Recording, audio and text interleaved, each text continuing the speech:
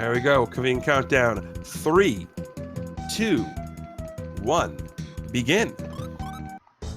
So this is Lufia, Fortress of Doom, and as Greenleaf just explained, we're gonna start off with a little bit of a cutscene here. Literally the first 2 minutes of this game, we don't have to do anything. It's probably the most anticlimactic start of any game. We're gonna get a little bit of the background of Lufia 2, which you guys will be seeing on Friday, if I'm not mistaken.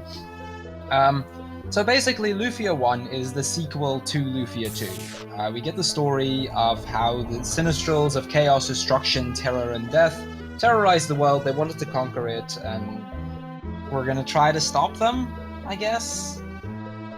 With that being said, though, like, the armies tried to fight the Sinistrals, but without any luck. So, well, they called on their bravest warriors, Maxim, RT, Selen, and Guy. And we're gonna see if we can defeat these Sinistrals. And while we're gonna do that, I think now is probably the best time for some introductions. So my name is Cruel. I'm the current world record holder of both the retry mode as well as the normal mode run.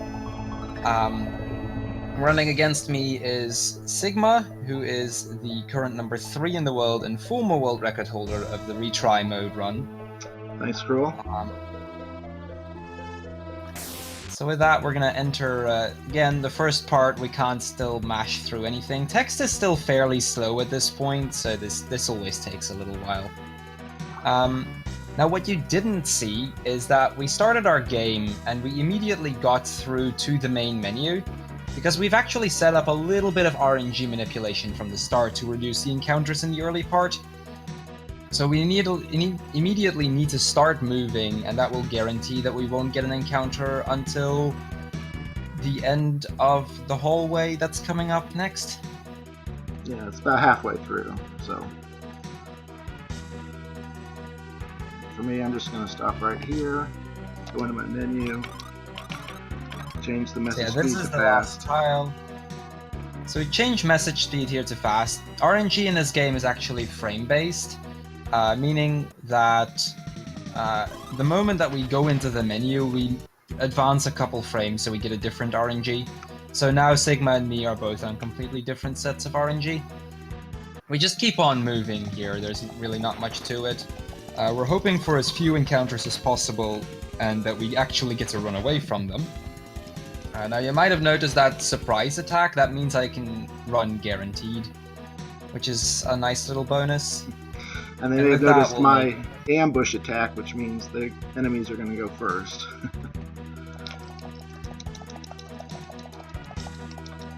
So yeah, because of the RNG working frame-based, there isn't really a lot of RNG manipulation. This is the first part of it, and then there will be one more moment where we'll be doing it later on in the run. That's to manipulate a very quick grind, but we'll explain that by the time we get there. So we get up here to the Sinistrals. These are the 4 Sinistrals: Gades, Deos, Aemon, and Aram. And, well, we're so buffed up right now that they're pretty easy fights. Like, you can see we're level 78, or anywhere between 75 and 78. This isn't really too difficult to go through. All that we really need to do is go through it as quickly as possible.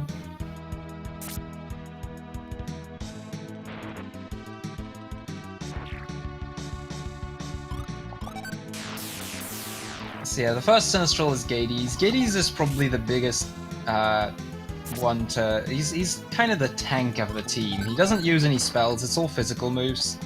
He only has a regular attack and destroy. And he can just deal a lot of physical damage, but it's not that easy, not that difficult to fight. You'll be seeing us level quite a lot here.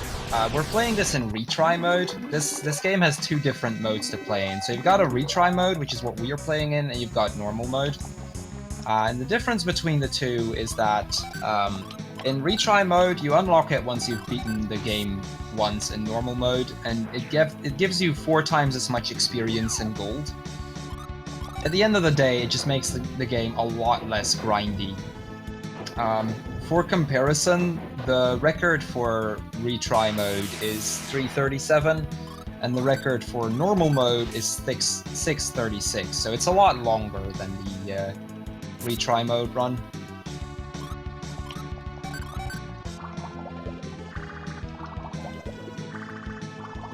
So yeah, we just kill off the Sinistrals here. You may have noticed that I'm using Dread on turn 1. That's to drop their defenses a little bit.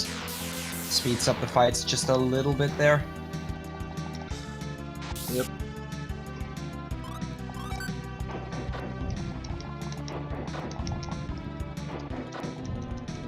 So I've been noticing some people in chat have been talking about the estimate, so theoretically this run could go anywhere between 3.5 hours and 4.5 hours.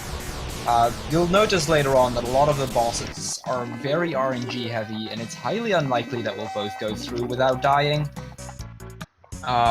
So our estimate is fairly wide. In our last runs, at least one of us always ended up being close to 430 somewhere, so let's see how it goes today.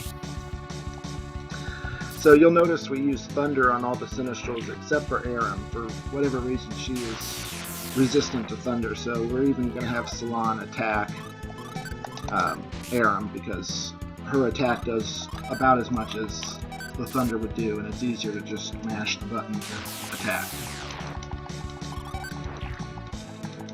So, in the Japanese version of this game, which is a completely different category because of it, there's actually a different glitch there's actually a glitch in this area where if your inventory is completely full, you'd carry over the last 6 items of your inventory.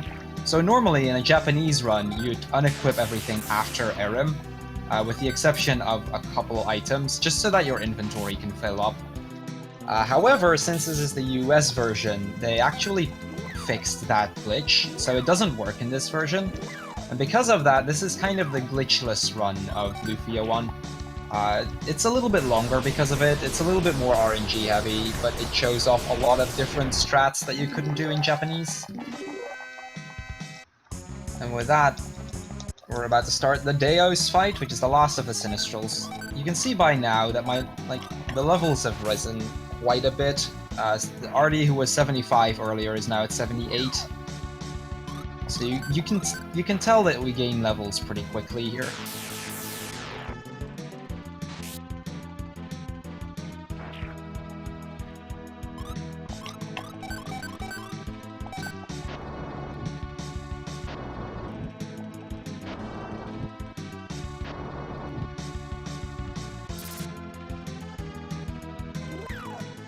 So yeah, because of our level, it's unlikely for characters to die. Seeing as how he used quite a lot of spells so far, it's likely that Guy could potentially die on my end. Yeah, he's a little low for me too, but it's fine if he does die, it doesn't really matter. Yeah, so as long as we kill the Sinistrals, everything else doesn't really matter much. It's just a matter of getting through these fights as quickly as possible.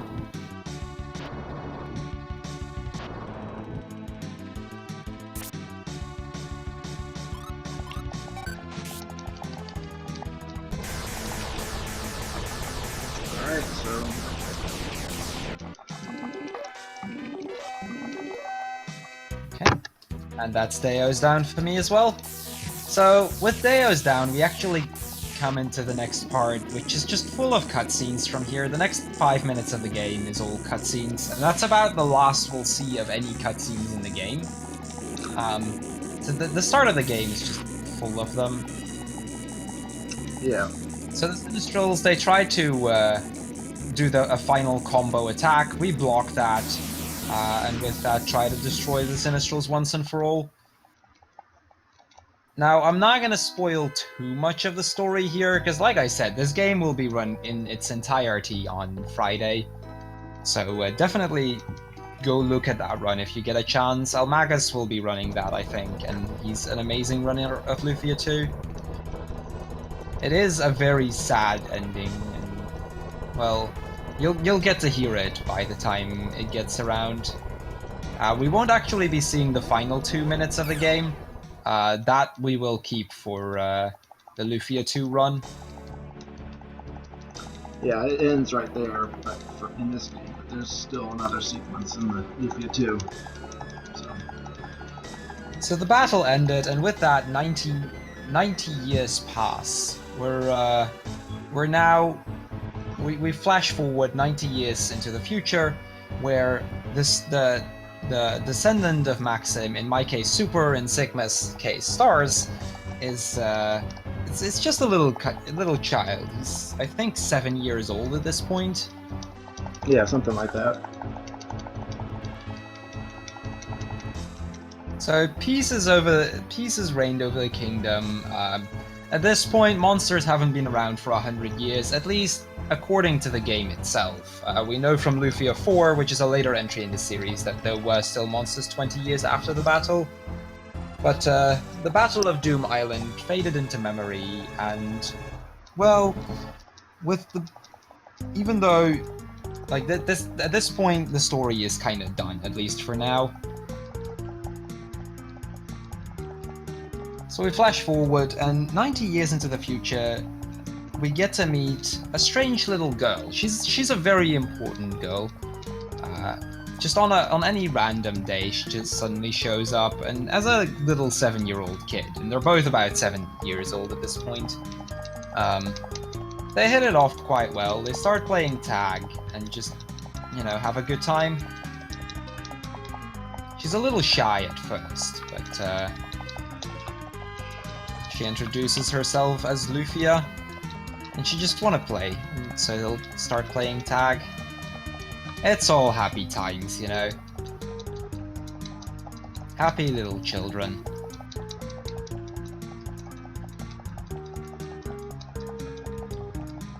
And then another 9 years pass, so now we're 99 years into the future. Almost a century of peace has passed.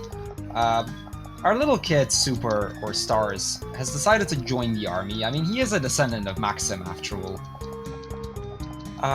But with 99 years of peace, most of the time the soldiers are just slacking off. Like, nothing is gonna happen anyway, is there? It's a really lazy job. Nobody even shows up for practice anymore.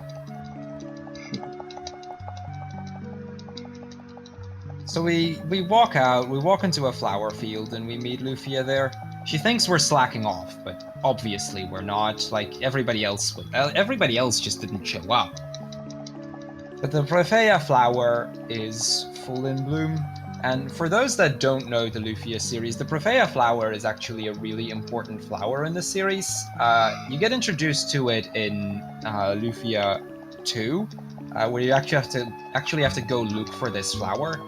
And then in Lufia 4, which is the second in the timeline, it's used pretty commonly, and in Lufia 1 it's just all over the place.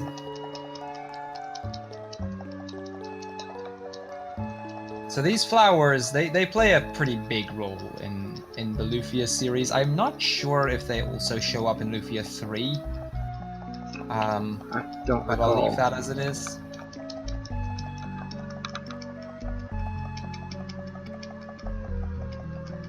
So Lufia, she decides to bake us some cinnamon pie. You know, it's all happy little times, you know, cinnamon pie, cinnamon tea, just have a good time. But while we were waiting for that, we overhear some soldiers talking, and they tell us that there's rumors that the Sharon Kingdom got attacked by monsters. Even though there haven't been monsters in 100 years, but you know, we're not feeling too well about it, so let's go check it out. With that, we're actually going to start one of the most important and easiest to mess up menus in the game. Okay, so in order of the Lufia games, Lufia 2 is the first in the series, then Lufia 4, which is placed 20 years after Lufia 2, Lufia 1 is about 100 years after Lufia 2, and then 200 years after Lufia 2 is Lufia 3. So 2, 1, 4, 3.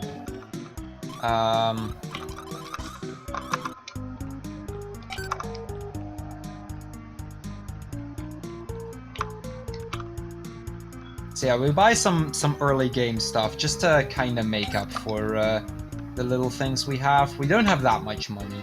We're gonna pick up a revive here. That sells for 250. So that makes money management a bit easier. Now you may have noticed that we both picked up Sweetwaters. What that does is it kind of acts as a repellent for monsters, so it makes us go through with fewer encounters. We do still want to have a few, just so that we can gain some levels, but we don't need too many at this point.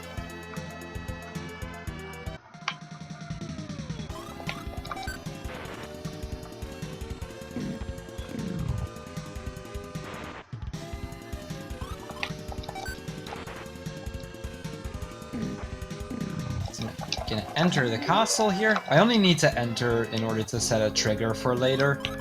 But we're actually gonna continue to trek, which is... it's all just to set up war points and do some shopping. We don't really need to go there yet. We could warp back from there, but warping back is a little difficult since we have nothing to warp with.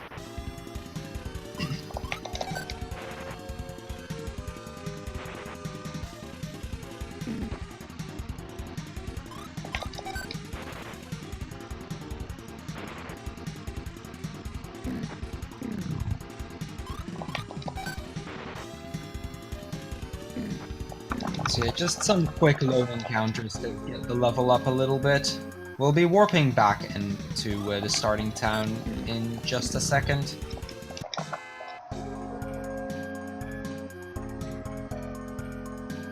Actually, I'm forgetting to do something here. So in Trek, we actually pick up the hairband and the dress here. That's all for money management. Money in this game, even in retry mode, where we get 4 times as much money in gold, it's incredibly tight. So we have to really work with whatever we can find.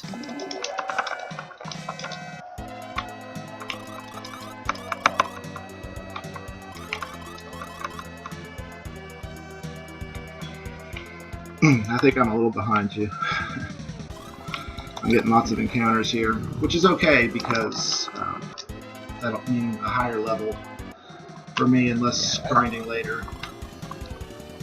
Yeah, by the time we get to the first boss, or it's technically second boss of the actual Lufia 1 story, we need to be level 7, so we'll have to grind for a little bit. So it doesn't matter too much if Sigma gets more encounters, because at the end of the day, we're both going to need the level, so it doesn't really mean that any of us is ahead. We'll know who's ahead by the time we get to the Demon Lords.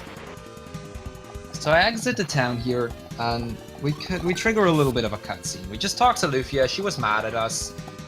We walked away into dangerous territory, and she couldn't do anything to protect us. So she's sad that we did that. So she decides, you know, she's gonna tag along, gonna help us, they're gonna keep us safe. I mean, of course it's dangerous for a girl like Lufia to come along with us. Like, she could die and all, it's a dangerous journey. But, she knows that she's not gonna die, because we'll always be there to protect her.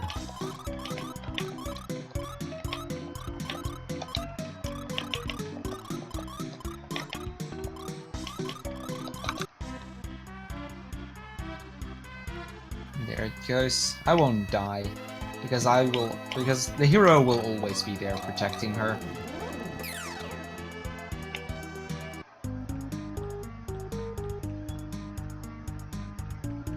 So now that we have Lufia, we actually get 2 characters. We want to have both characters at level 7 by the time we get to the boss. So it doesn't matter too much if we get some encounters.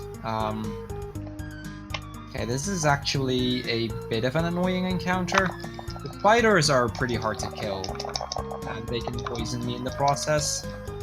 They're a range to both flash as well as one of those arrows that I threw at them. So they can be a bit tricky to kill.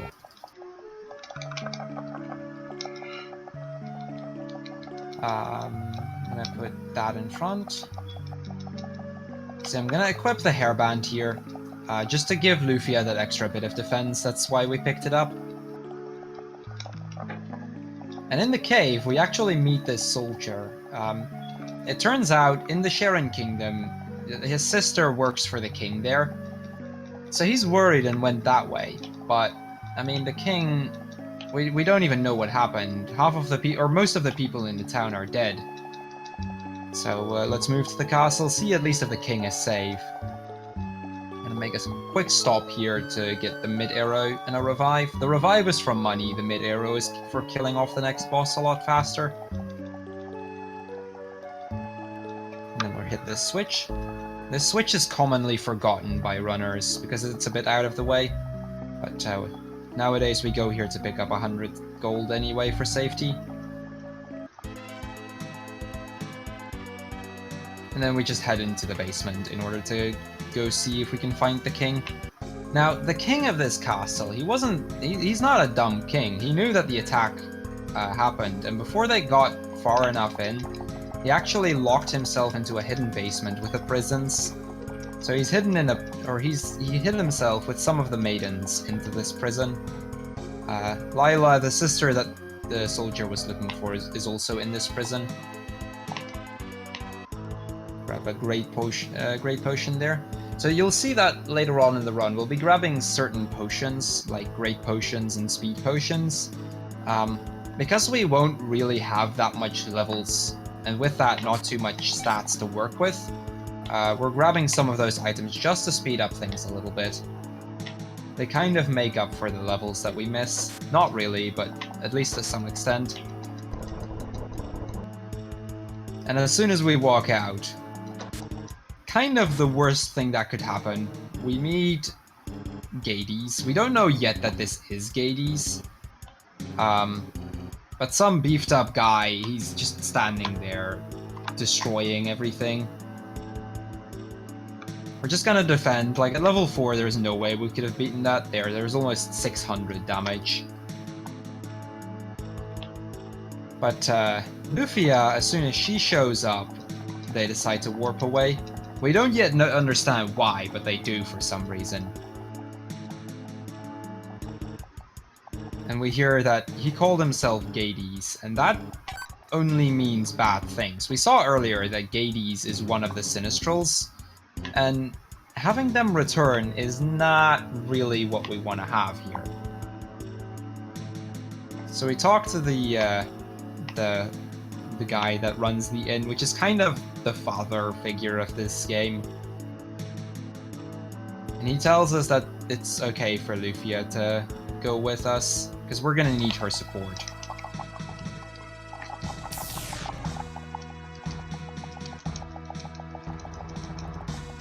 Have you hit Gades yet, Sigma? I'm just fighting him, or encountering him now. Okay. So yeah, like I said, time doesn't really matter too much, because I think Sigma is of a higher level than I am, which does matter later on. So I pick up a swing wing and an escape there. The escape is crucial, it saves like 3 minutes later on. The swing wing we need in order to get back to Trek very quickly. So those are very useful items. The revive we picked up is just for money management. So we pick up the girl here, and with that we're gonna move to the next town.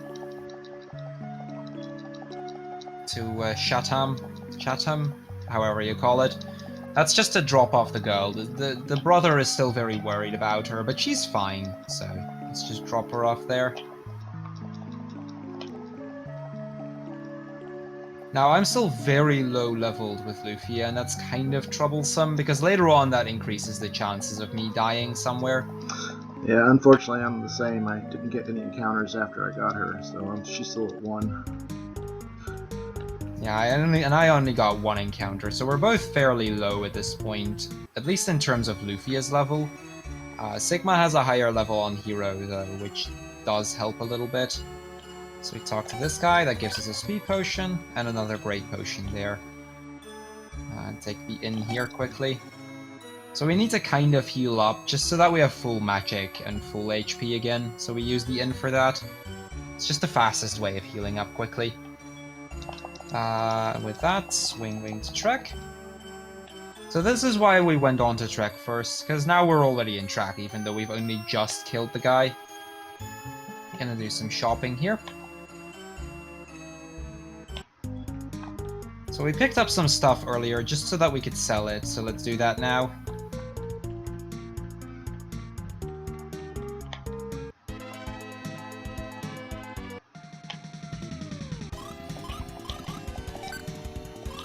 So I could sell the equipment right now again to get the money back, but since we don't really need the money yet, I'm not gonna bother doing that.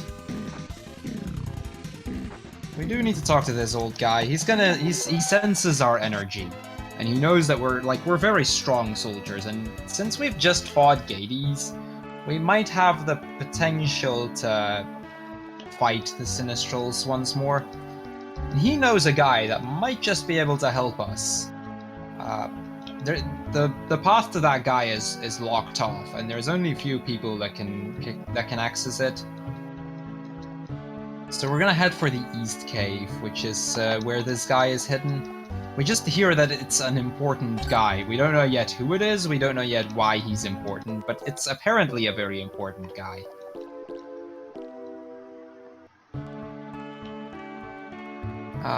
This is a bit of an annoying encounter. Those spiders are not gonna die, probably. The spiders are a range with these arrows, so... I didn't kill any, that's unfortunate. They're a pretty hard range to hit at this point.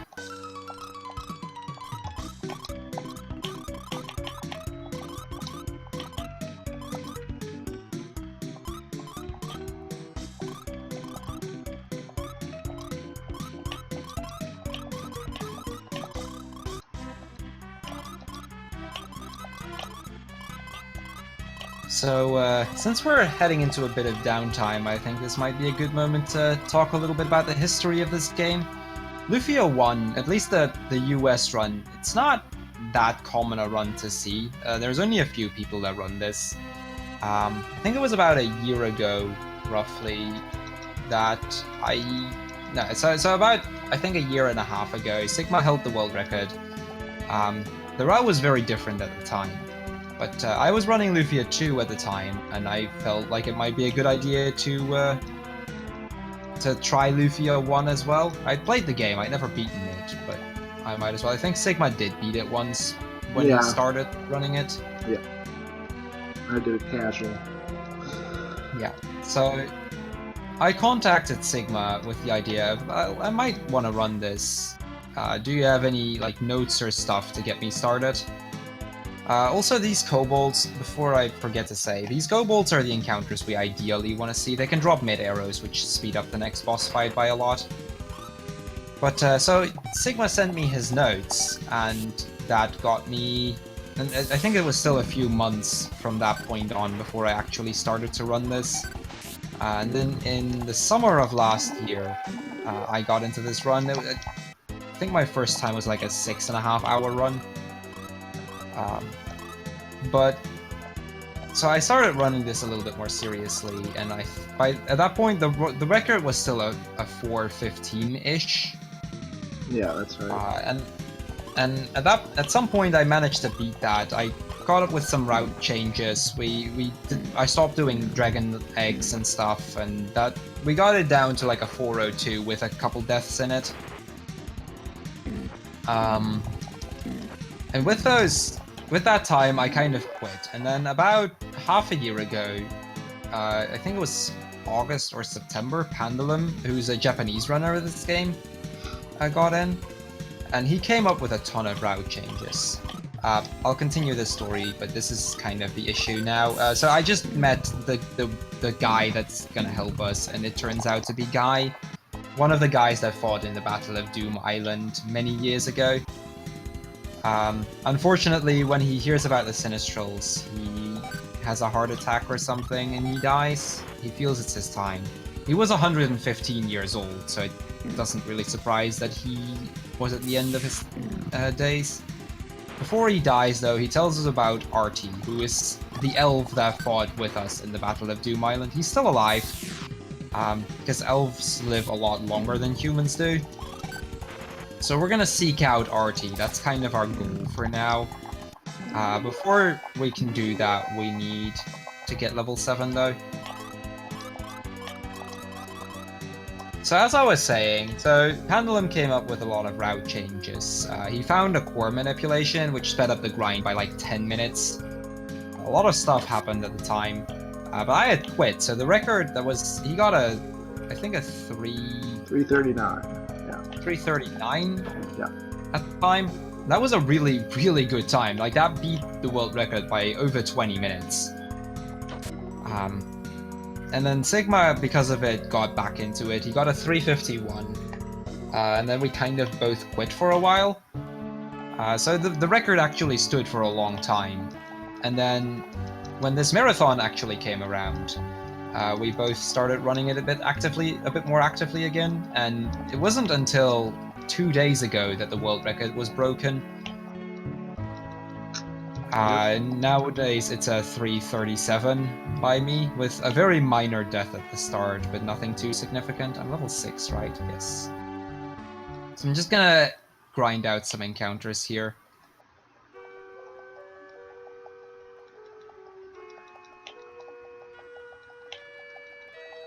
Okay, so yeah, we want to hit level 7 here, because at level 7, Lufia learns Strong, which is a heal spell, and that helps a lot in tricky situations in this next boss fight, which is why we want to have it. If I get enough mid arrows, I can opt to skip it, but even though I got 1, that isn't enough to reliably skip grinding altogether. Generally, what our aim is if we get 3 mid arrows in total, so 2 from battles, then we just warp back and do the fight as it is. Because the experience here isn't significant enough later on.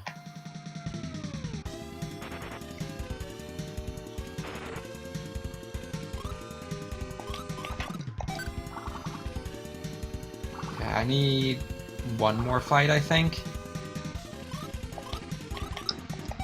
Yeah, they're saying in chat there's a chance that someone could get a world record during this run. That is true. That is not out of the question. The current world record was done during a race. The problem with this game in general is certain bosses in this game are very RNG heavy, so you can lose a lot of time to them. In the world record, I got very lucky both early on in the game as well as late game. So it's not likely, but it's not entirely impossible for one of us to beat it during the marathon. It's definitely an improvable run, but it's not going to be easy to beat. I think at this point we mentioned that about a 330 is what we would expect a really good run to be with current route. So now that I have level 7, I head back to Trek and we meet this guy, Aguro. He apparently has a ship that could bring us a little bit further. He's there to investigate the matter of the Sinistrals appearing. But as we talk to him, some Demon Lords attack. And that's bad news for us, because these Demon Lords, they just destroyed our ship. In this game, the current world record working player is 337 by me, Cruel. The second best time is a 339 by Pendulum, and then the third time is a 351 by Sigma. Yep. So the times are pretty spread out at this point. Okay, that's a little unlucky that he cast Mirror.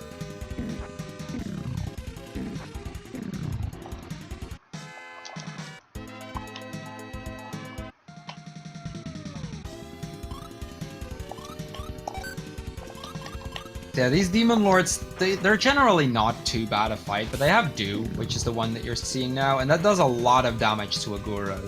Now, because I got a mid-arrow drop earlier, I can kind of play this fight a little risky, because I'm gonna get 2 of them down in turn 1. And that actually speeds up the fight very significantly, so this is gonna be a fine Demon Lords overall. It's Demon Lords down. So that's kind of the first boss of the game. It's not really the hardest of the bosses. They can troll a bit, but generally you don't die on these guys. And with that, I mean, our ship is destroyed, so we're kind of in trouble because we don't have a ship to go on, and we kind of need to cross the ocean in order to continue. So we're gonna have to look for a new ship.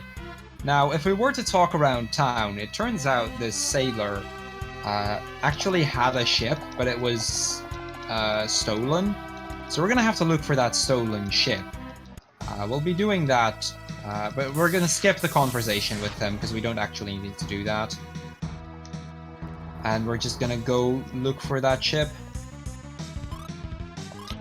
Arrows. Along the way, I'll fight whatever we can find, but we don't really bother getting more encounters than need be. Our levels are theoretically fine for the next boss.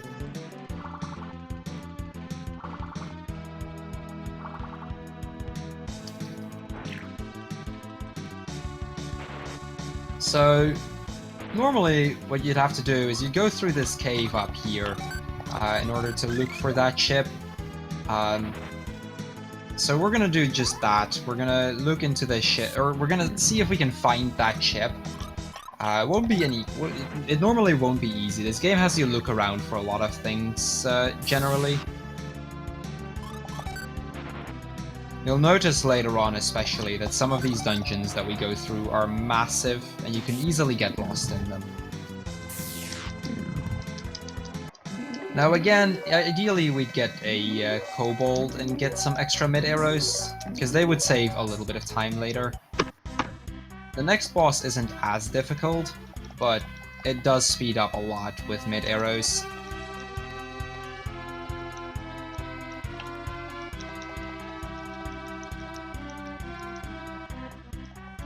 Let's see if we can get one.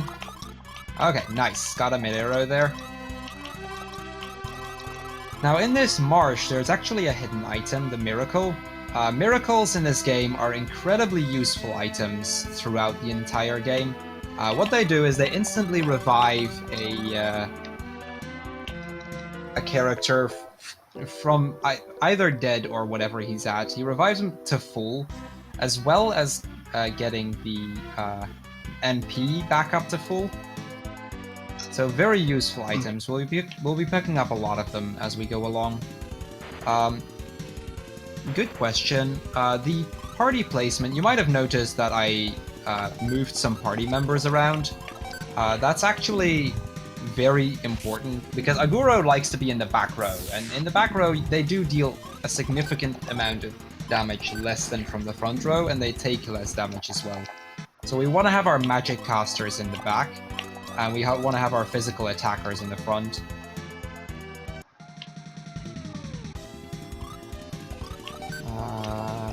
This is it. Which is why so that's why we move Aguro to the front as soon as we can. Yeah. You'll actually notice later on that Aguro loves to be in the back row. We moved into the front row now, but we'll actually have to move him back in the back and the front a lot more than just that. So I'm getting a pretty unlucky encounters here. I got quite a lot of them. So I have a Sweetwater up, and we kind of have a saying in the speedrun community that Sweetwaters never do what they're supposed to. Sometimes they work wonders and you don't get a single encounter, and sometimes they just don't do anything and you just get as many as you would normally. Sigma actually has an interesting theory as to why that is, but we haven't been able to confirm this yet. Sigma, if you would explain your theory? Yeah, I just think like when you use it, like some number generator, random number generator or something, like it decreases your encounter rate by a certain amount, and it might be the full amount of your odds of getting a thing, or it might be 0. So just like sometimes you use it and it does nothing, and then sometimes you use it and you don't get a single encounter until it runs out. So it's impossible to know.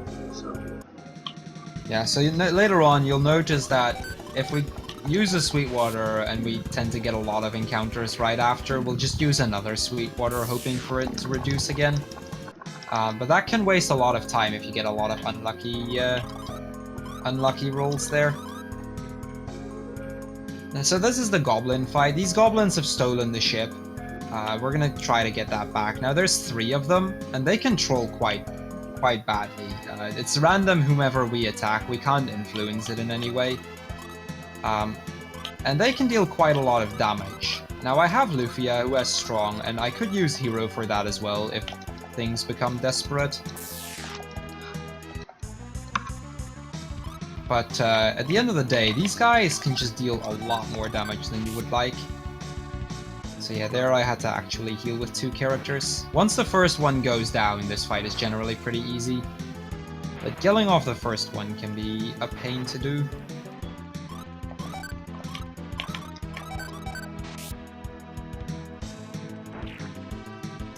Yeah, I didn't get a single mid-arrow drop, so it's gonna be a little slower. The mid-arrows have the potential to speed up this fight, because if you use a mid-arrow, you'll deal a lot more damage than with a regular attack. Yeah, mid-arrow is So like 40 to 50. About twice as much. You will note that once the first one goes down, the others fall pretty quickly as well. And that's goblins down.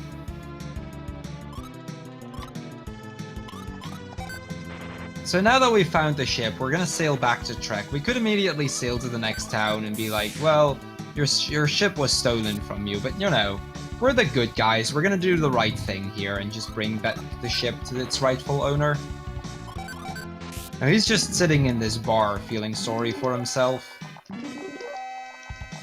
But we found it, so he's all happy and he's gonna bring us to the ship and thank us and everything.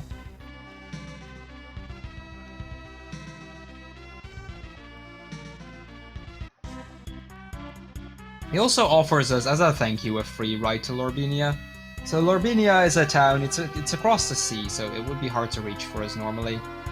This is where Aguro is from. It's his home time. He's the general of the Lobinian army. So once we get back in here, Aguro is going to leave our party. He's going to return to headquarters to, you know, report about the Sinistrals and whatever he's found out there. For some reason, the other soldier just sticks around in Trek, but whatever. So this town is it's a very interesting town. It's home to the biggest shopping mall in the land, and we're gonna use that to do well, some shopping, I guess.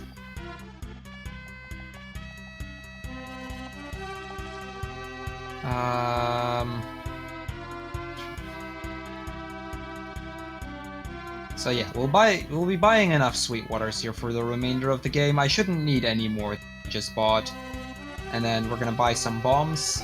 These are gonna help us fight certain encounters later on. They're gonna speed up killing encounters by a significant amount, and thus giving us a lot of extra money and a lot of extra experience to work with. Without, the next couple of areas would be really difficult. In the old route, we actually didn't get them. And you just lost a lot of time on killing stuff. So while Lufia is looking for a dress, this little kid decides to steal her wallet. Now this is Lu. Lu is the son of Professor Rael Shaya, and for those that have played Lufia 2 but not Lufia 1, might know the Shaya name from Lexis Shaya, who's a playable character in Lufia 2. But I mean, he's not a terrible kid. He's been causing trouble, but we catch him, we get our money back. Lufia, as kind as she is, she just decides to let him go. And the innkeeper, he tells us all about Lu, about what he does. It turns out that it's mostly because the father doesn't really pay any attention to his son. He's just so caught up in his research. So we stay the night just to heal up, and then when we walk out we meet Aguro again. Apparently it's fine if he joins us on our quest. He's gonna help us get to Grenoble. Now, like I said before, he loves being in the back row, so we need to put him back in the front row again. Actually, item that for bombs.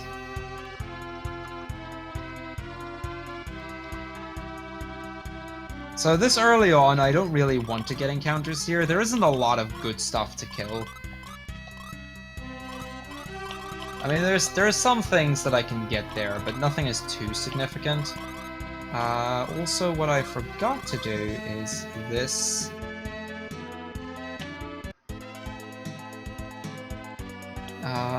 Buy 10... Ah, okay.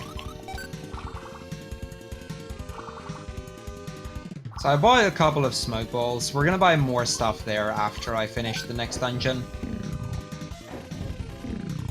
Let's try and get down here. So if we talk to the old guy in this place, he will actually tell us about... He knows a man that knows where Artie is. But he's not going to tell us, even though we're trying to save the world here. He's going to be selfish and not going to tell us, unless we bring him the fairy kiss from the old cave.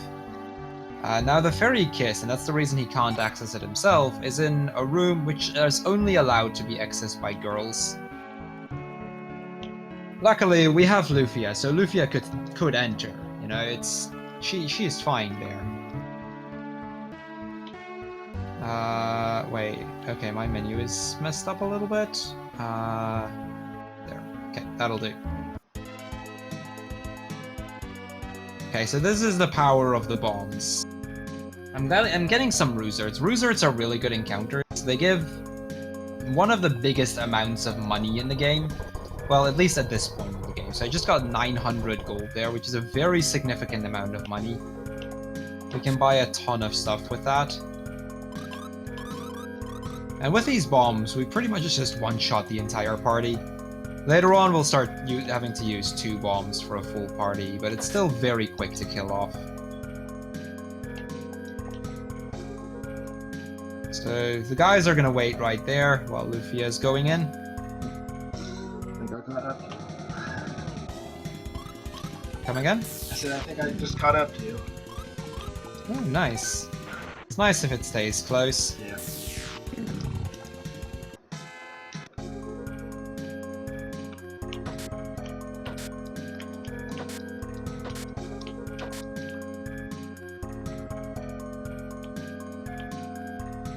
No, there's no chest encounters that are like mimics. Unlike Lufia 2, every encounter in this game is actually random, so we won't be getting encounters by talking to specific things, unless it's actually as a boss or something. So now that we have the fairy kiss, we decide to use our escape that we picked up earlier just to warp out. That's the very reason we picked up that escape, just so we could get out of that place. Okay, so I've been getting a lot of encounters. I'm going to use another Sweetwater. I've been getting pretty unlucky with these so far.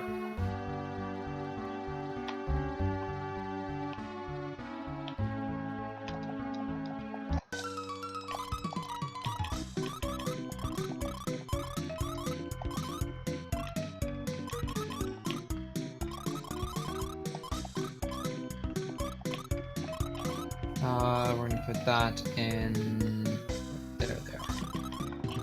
So I could sell some stuff right now, but since I got a lot of money... Oh boy, I'm picnicking again. Why?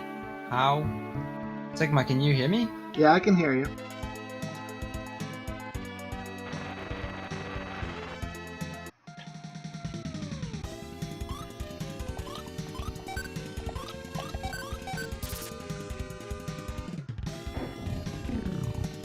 Cruel, you there?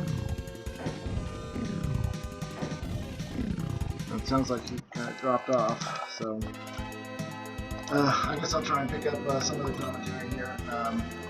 So right now I want to put the smoke balls, which I just bought,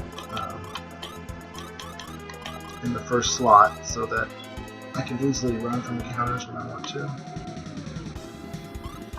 But for right now, I'm still fighting some of these encounters so that I can get some money, because I'm going to be needing to do some shopping here.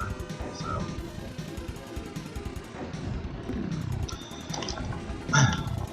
and the other thing I didn't do is I need to reorder my party. Crew alluded to it, but anytime your party changes at all, like with Lufia, just left the party, you will have to reorder your party members, and the game puts it in the order that you got the characters in. So, you know, it's going to be the hero, then Lufia, then Aguro, and you really want Aguro to be in the front row and Lufia to be in the back. So it's kind of irritating. Okay, so here's a loser. I think we want to kill these.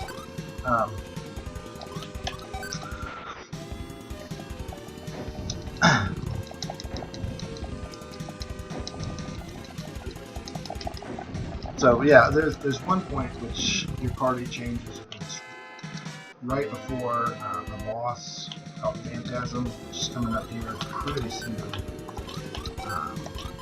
And if you have a Guru in the back row for that, it's really difficult to win that.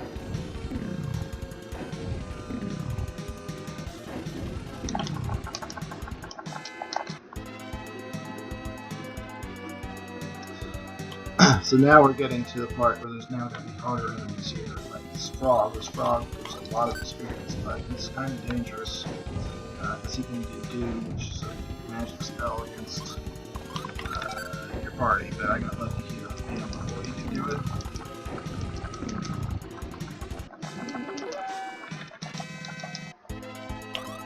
So, we've been doing a lot of fighting battles. I'd say once we get to Medan, which is the second town from next, there's not going to be a whole lot left.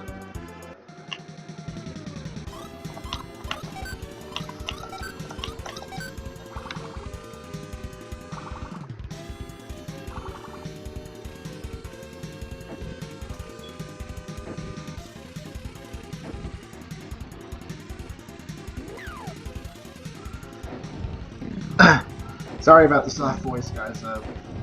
My microphone's not the best. But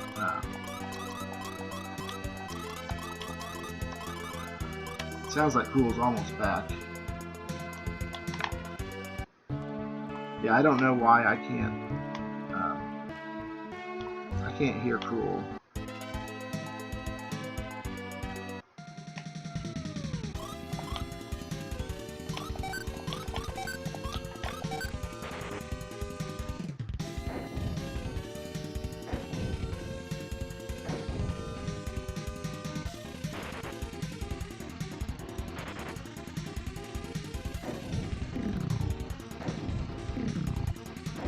Yeah, let me know if there's anything. Oh, I just heard something.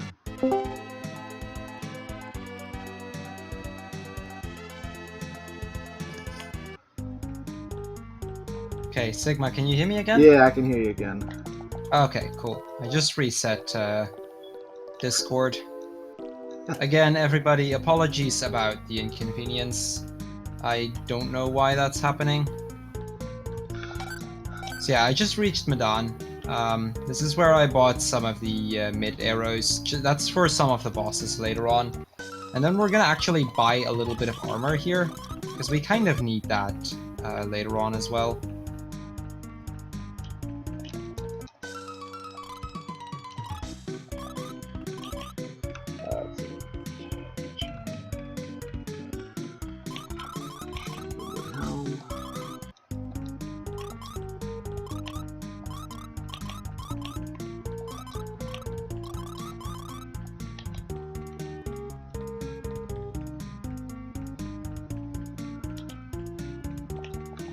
Again, my sincerest apologies, guys. I have no idea why that's going on, but for some reason it's been acting up.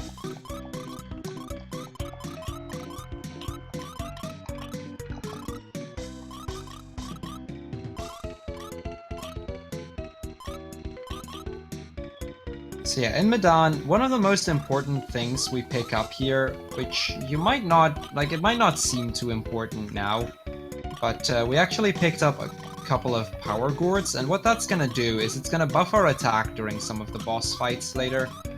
That doesn't seem too significant yet, but it will actually be a very significant part of the run. Okay, I'm gonna...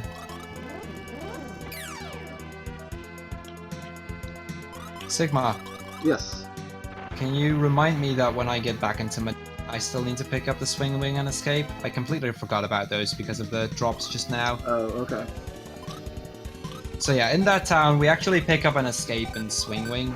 Mainly the escape. It saves like 3 minutes later on. And if you have to get it after the Phantasm fight, it loses you an extra minute. So it's very, very slow to do that later on, which is why I need to remember to do that.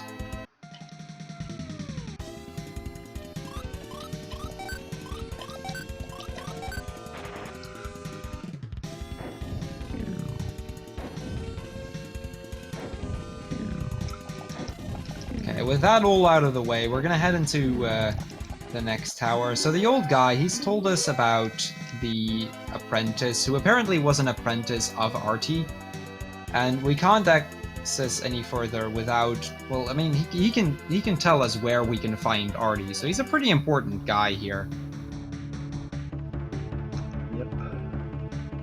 Now, because I have enough bombs, and because I kind of want to have the extra money for marathon safety, I'm gonna kill some things in the tower here. So that might slow me down a little bit, but that will add to the safety later on in the run. Yeah, my heroes are 12, so...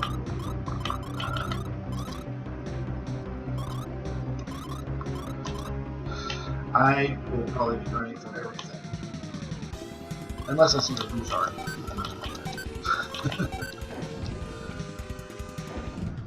So we pick up the Sonic Ring, and what that does is whoever has it equipped is getting some increased agility.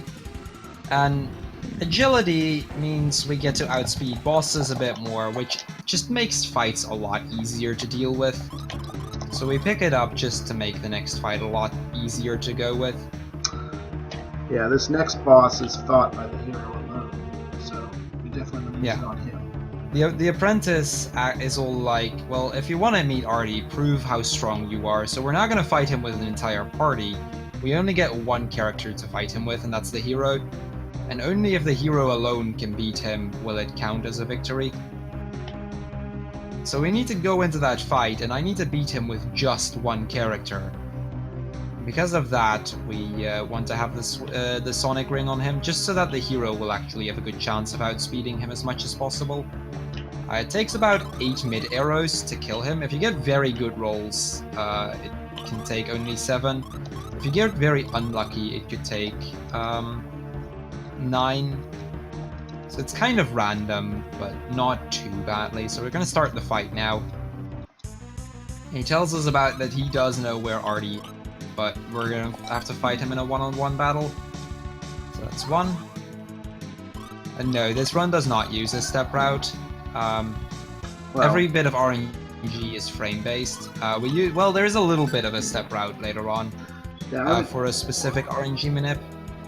But overall, we don't use any RNG manipulation except for 2 points.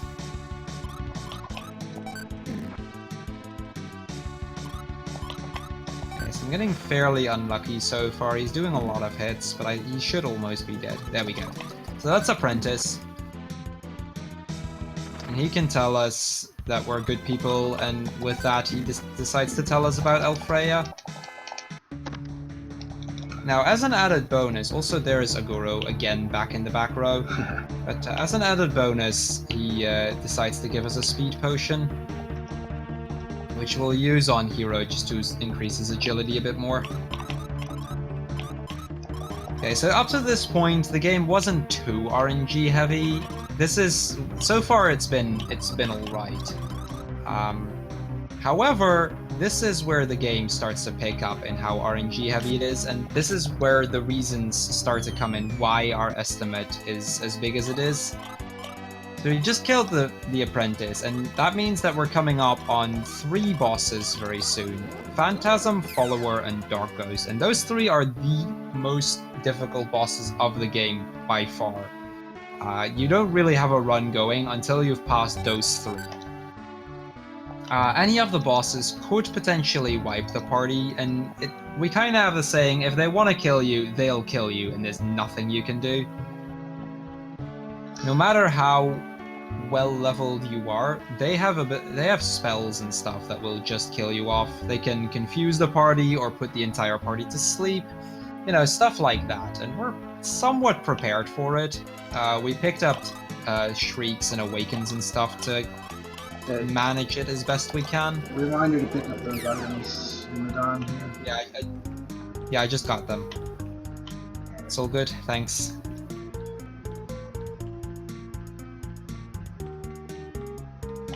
We got the escape in Swing Wing, so we should be good from here on. So I'm gonna buy a spear here.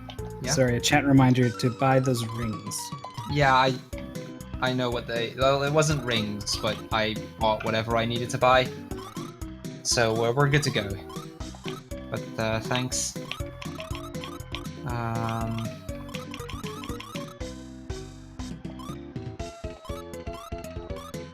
So yeah, we bought some armor, we bought we bought a new weapon, we got the escape and Swing Wing that I needed to get, which I forgot earlier. And with that, we're gonna get a couple of short cutscenes, and then we're gonna head into the next dungeon. Yeah, it's Swing Wing, not ring, but it works. Thanks for reminding me, everybody.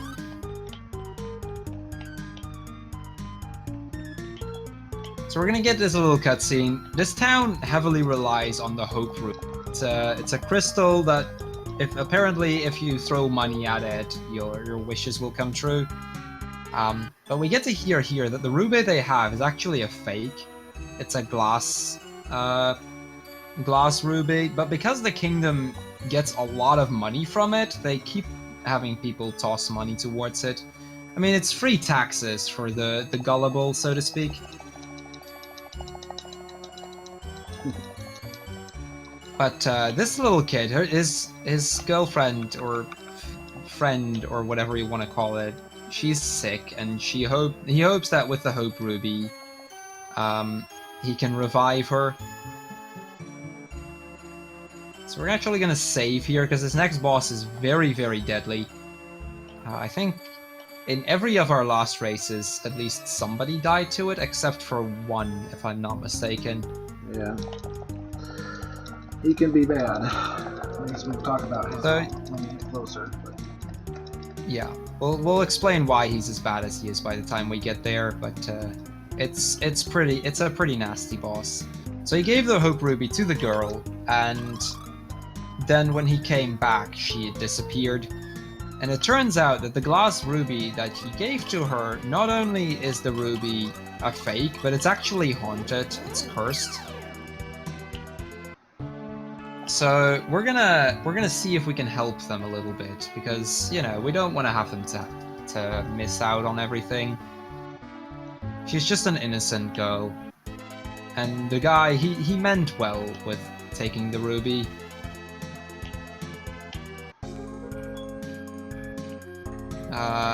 Where's my smoke ball? There's my smoke ball. So from this point on, we'll be running from every encounter.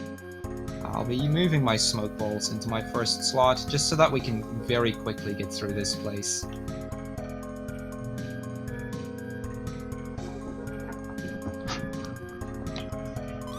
So this dungeon, generally not too bad a dungeon, with the exception of the boss of this place. We're gonna pick up a couple items along the way, like that high potion I just picked up. We're gonna pick up a ghost ring in a little bit to buff our attack against them a bit. We're gonna get a revive, just so that if we die, we can revive somebody. But at the end of the day, if this boss wants to kill us, he can and will kill us. So it's not unlikely that after these next 3 bosses, the gap between the two of us will get pretty big. It's not done after one of us would fall behind, because there are some bosses later on that can even things out again. But this is definitely the part of the run where things start getting a little tense. And if I might add, even in the Japanese version, if this boss wants to kill you, he will kill you. So it doesn't even matter which version you're on. Japanese is a little bit easier, it's a little bit less RNG heavy because you have better equipment. But at the end of the day, it's not gonna matter too much. You might notice I'm going a little bit out of my way to get a couple of items for safety. I get a miracle. Yeah, Sigma actually takes a few extra safety items that I don't. I wouldn't do it. It's in kind of run, but for the marathon. yeah. Yeah, since this is a marathon, he's gonna go for it. I'm gonna skip out on them and take my chances here. So this is where things are definitely gonna get interesting. Let's see how this goes. So this is Phantasm. Phantasm has a couple of different moves, and they are, yeah, you'll see in a little bit what he can do. He can throw out some pretty bad stuff. So turn 1, we're just gonna use to drop his defenses a bit. As you can see, we're dealing like 70 damage, and this is his first bad move, Spark. It's actually gonna put me at a point where I need to heal with characters while trying to buff up, and it's pretty difficult to do both at the same time, because he can deal more damage than I can heal off. So we're mainly just gonna have Aguro do the fighting for us. This is bad. This is Drowsy, which is a move that can put me to sleep. And if this guy puts me to sleep, that can be an issue. There's my Awakens. And that's Confuse, which confuses people. So yeah, I now have a character Confused and a character And we should Asleep. Perfect move to see. point out that there are no items to prevent these status confusion or status effects. So no items, no armor, nothing. So if it happens, you know, No, we can't. Yeah. If everybody gets confused, then that's that. There's nothing we can do. We did get some healing items to kind of manage that, so that we can heal a character out of it. But if something like that happens, there isn't much I can do about it.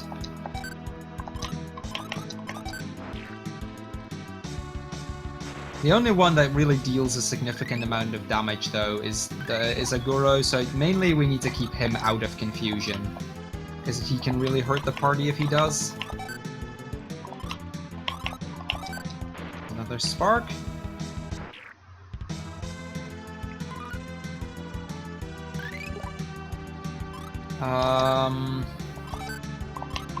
I'm gonna opt to heal with 2 characters here, just for the safety of it.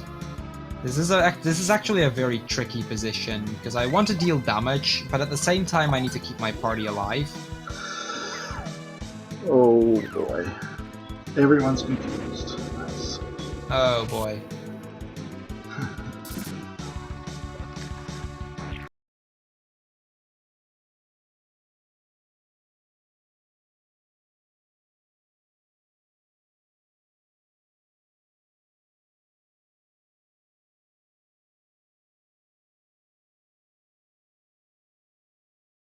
Turn to actually attack with the hero. I'm gonna use a mid arrow. His attack isn't too good because he has had the same weapon that he got just after we met Guy. So mid arrows deal a significant bit more damage than what he would with a regular attack. I do need to double spark. Double spark is very scary because I'm now at the point where I need to heal and I can't really heal to full.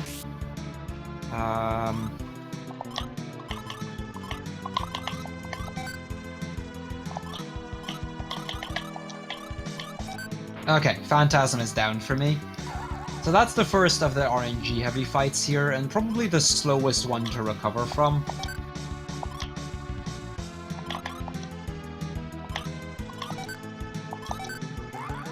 I got pretty lucky. Most of my confusion attacks were against him. So.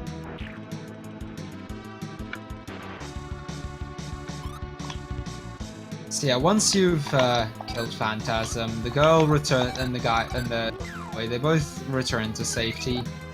They tell us about Belgun and how we could go there, and that's exactly what we're gonna do. Now, if I were to enter Medan right now, I'd get about a minute-long cutscene where the townspeople or the king and queen and stuff, they explain that the Hope Ruby they had was a fake and that they're not gonna use it anymore. But since we can actually skip this cutscene, we're gonna skip it. If I were to at any point enter that town, I would still get it. So at this point, we both need to make sure not to enter that town ever again. Alright, Phantasm is down. Okay, so we actually got very lucky there that none of us died on Phantasm. Phantasm can be a really painful boss to die on, because you lose like 10 minutes if you do die. So luckily that didn't happen. The world record run actually lost 1.5 minutes on Phantasm because he trolled. So you can lose a lot of time on that guy. It's a really painful boss.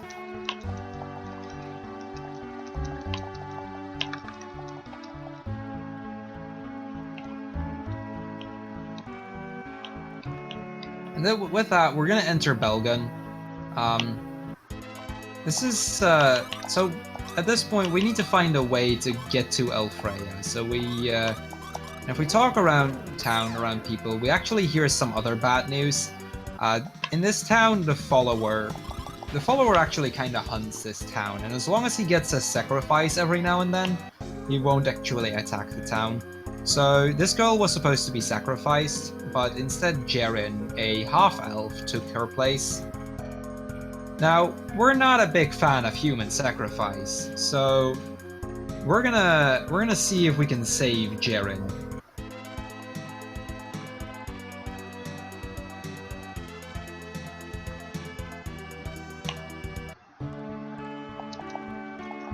But in order to get to the follower, we actually need the key to the dungeon, because there's this passageway through, but we need a key in order to go through it. So we need to go grab that first. Now this dungeon has a couple items that I'm going to grab for safety. There's 3 items that I'm going to get from money management. That's some armor. We're not actually going to equip it, but we're going to use it for money. And then there's a high potion and a high magic not too far out of the way that I'm going to take for safety.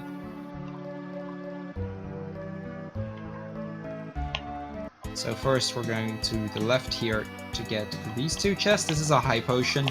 Now high potions do the same thing as stronger, which is the next heal spell that we'll get. But we won't actually get stronger for a little while. So we're going to have to... If we need to heal to full, it heals for about 100. So if we need to heal to full, we can use a potion like it. Unfortunately, they cost 400 gold to get, so they're pretty expensive. So we grab this key. There's a new sweet water, and this is why I needed to grab the escape earlier, which I forgot. Did I not?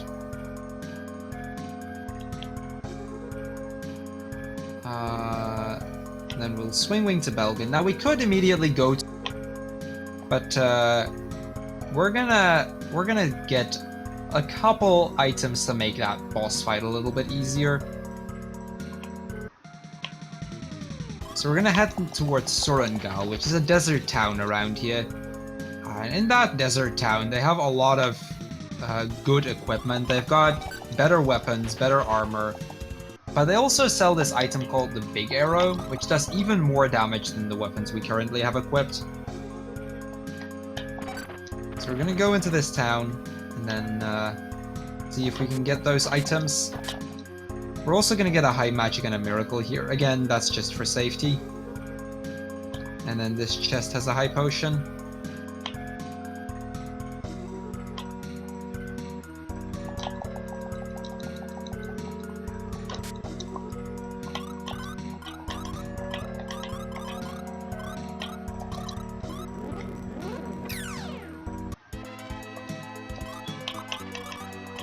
So on top of that, we're gonna grab some extra smoke balls. That's just so that we can keep on running from encounters. I don't think I've actually explained the effect of the smoke ball, but what that item does is, as soon as I use it in a battle, it actually always gets used as the next item once you use it. And it immediately lets you run away from a battle. So by having a lot of those, they're pretty expensive, but by having a lot of those, I guarantee that I can run away, which saves a significant bit of time, and actually is crucial later on, because if you can't run from certain encounters, you just die. That only starts mattering later on, but they're pretty significant because of it.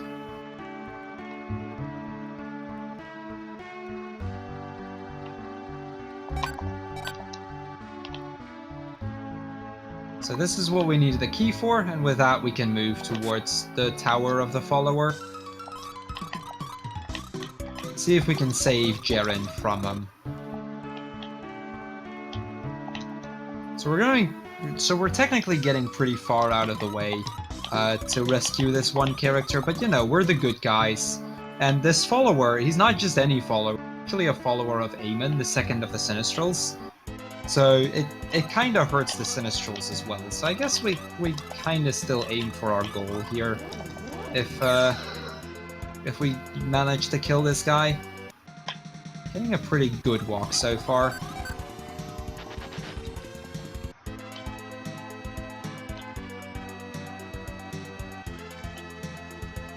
So this is the altar where he's being sacrificed. That's Jaren.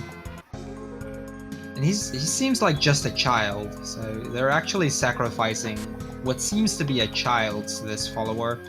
It's pretty brutal. Luckily we can use these pots to heal up a bit. We can save with this guy. I think my magic is... yeah, my magic is fine. Wait, is it? Yeah, it's all good. So once we try to leave, we actually get Jaren... or we actually see Jaren being kidnapped by the follower.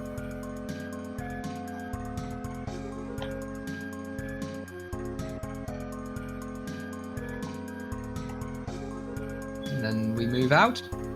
And let's go chase that follower, see if we can get to him.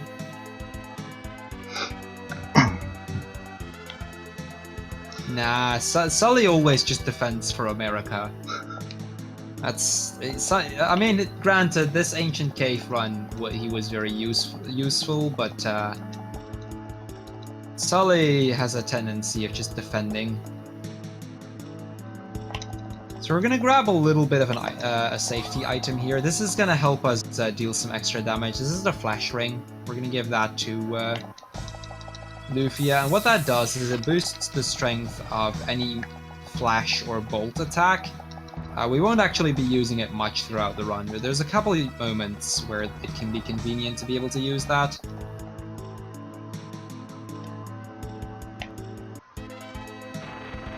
And then this place, this last floor, is just a teleporter maze. Now, one of the teleporters would lead me straight to the follower. However, some of these teleporters can get me to some safety miracles, which could revive me if a character were to die. So we're gonna grab some of those as well. That again is just for safety. We would also get those in a regular run because they're not too far out of the way. But especially since it's a marathon, it's not a bad idea to grab them. So this is the second very RNG heavy fight, and it's not unlikely that one of us dies. This is the least bad one, but it can still be pretty bad. So I'm gonna drain a bit to drop his defense. And then after that, we're just gonna throw big arrows. This fight is kind of the kind of fight where it's you kill him before he kills you, or you're in trouble. And this is not... oh, whoops. I accidentally mashed too much there. Awaken. So this is a pretty bad spot for me. Frost can deal a lot of damage, and his drowsies aren't helping me.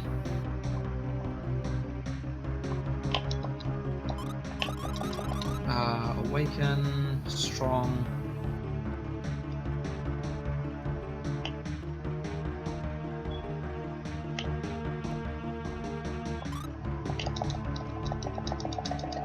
Alright, I'm just starting the follower fight as well.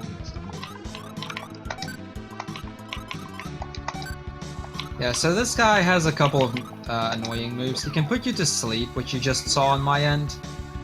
He's got Frost, which deals a very high amount of damage. A little bit more, actually, than what I could heal off in a turn again, so if he keeps casting it, I could be in trouble.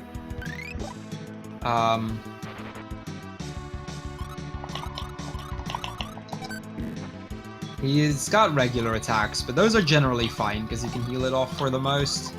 He can heal himself. He's got strong... no, stronger, I think. Yeah, I think that's right. So there's a lot of weird stuff that this guy can do to mess with you. I think he can confuse you as well, although I'm not completely sure about that. Yes. Yes, he can.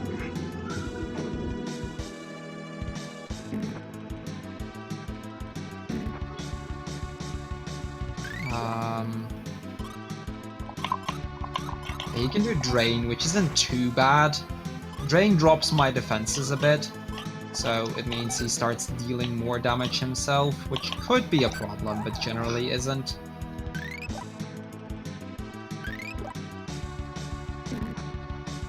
Drowsy is his annoying move, though, unless it misses all four.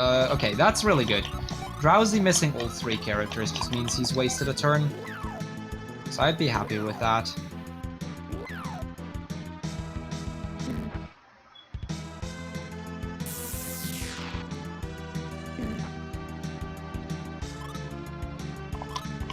Okay, there he is healing himself up. Because he's healing himself up, I can pretty safely use or big arrows just to deal that extra bit of damage. I deal more damage than he can heal off, so generally we should be fine.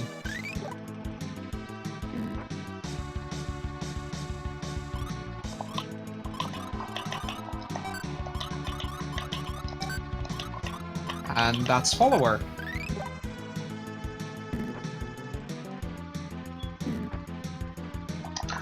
And I just need him. Sounds like we're very close together. This is a really close race. After 2 of these bosses, it's still being very close. Yeah, that's pretty amazing. That's very surprising for this game, and especially considering we both haven't died yet. Yeah. So Jaren, once we've saved him, he asks us if he can join our party because he feels bad and he wants to help us. Cruel. Jaren is the girl.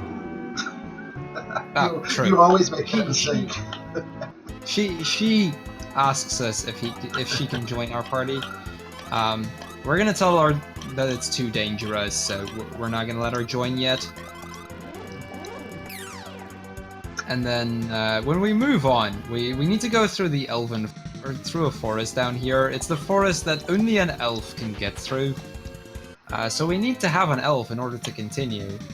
Luckily, there's this guy over here in this little house here that happens to know a good person for us to help. Somebody that could help us along a little bit.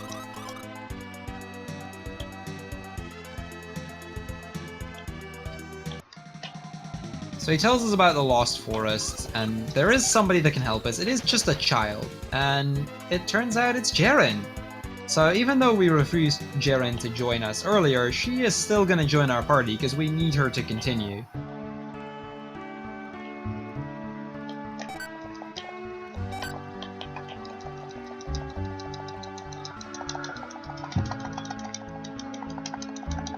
So there is nobody else to guide us through. Lufia doesn't completely agree.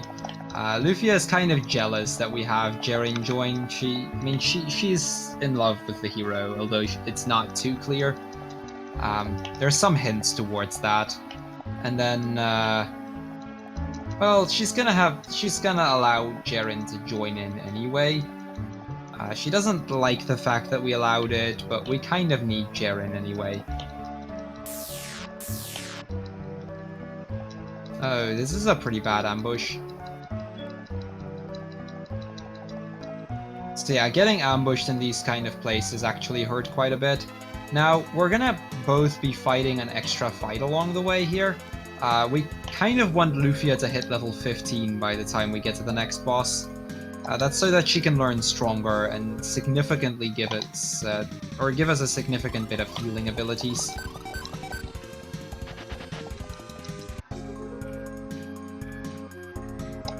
We're gonna move through this shrine.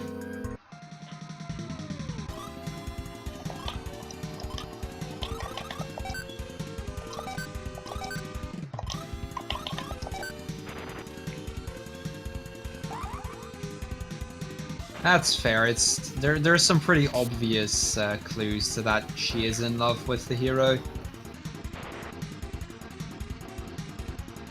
This is not... So this is... I'm kind of looking for an encounter that I can pretty easily kill without having to risk too much.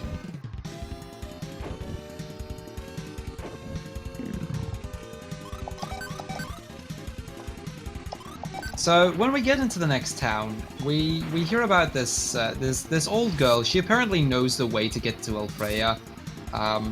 We need to place 3 gems on top of their respective towers. So we need to get a red, blue, and green gem, and we need to put that on top of the tower.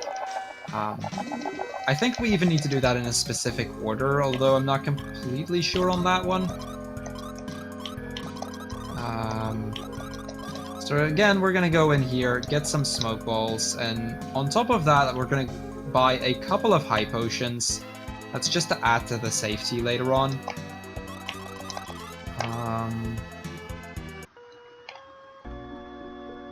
So by now, I actually have 11 high potions, which is a very high count of potions. That helps a lot later on. Because this last fight is again one of those fights that if it wants to kill you, he'll kill you. There's nothing you can do. This isn't a great battle, but I'll take it.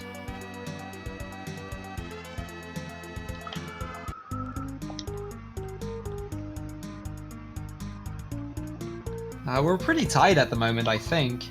Yeah, I'm just in Genova now, but I only got 15, so... Yeah, and I already have 15. What am I doing? I'm only now noticing I actually leveled to 15 earlier. That's never happened to me before.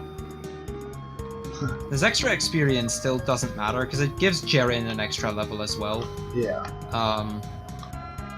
But that's actually never happened to me before that I was this high leveled.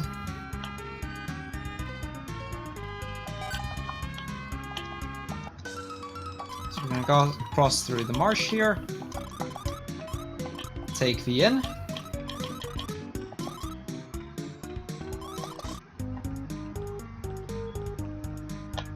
Now behind this priest there's a safety revive that I can grab. We really don't want to need to use that, but if things turn really ugly, then we could. And with that, we're going to enter the red tower. Now, this is the first tower where we would put one of those gems on, but we don't have any of the gems yet.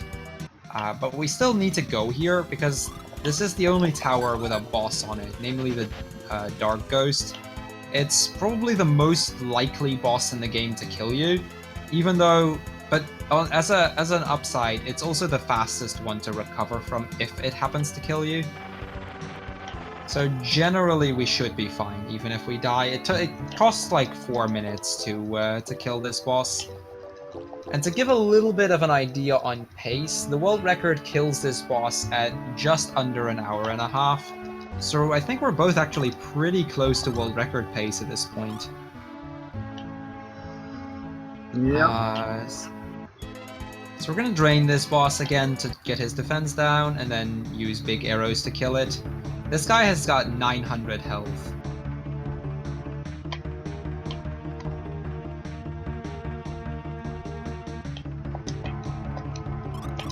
And there you get to see the first effect of his power, just doing 80 damage, or doing over half of the damage of Jaren. Water is his strongest move, which is the one that we absolutely don't want to see here. We're gonna hope for the best, and we'll see where this ends up.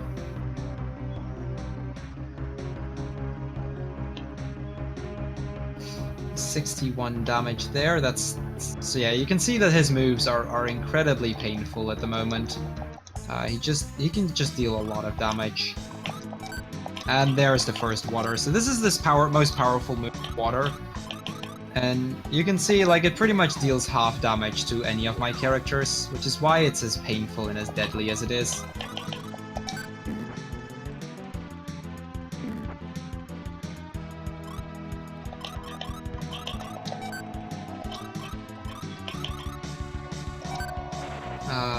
This is also why we wanted to have Stronger earlier, because it allows us to heal up a lot more and kind of recover from moves like it. Second water though, this is pretty bad so far. Well, there's water.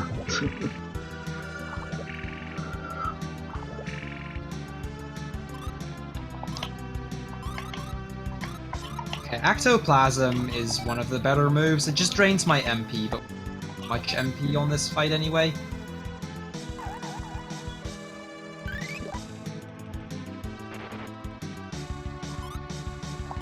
So this is why I bought these high potions earlier, just so that we could safely heal up very quickly in case this happens. Oh, that's painful. I was hoping not to need that. I thought he could take another hit. So I just had one of my characters die. That's not a huge deal. We've got miracles to get back in there. But it does lose a lot of time, obviously.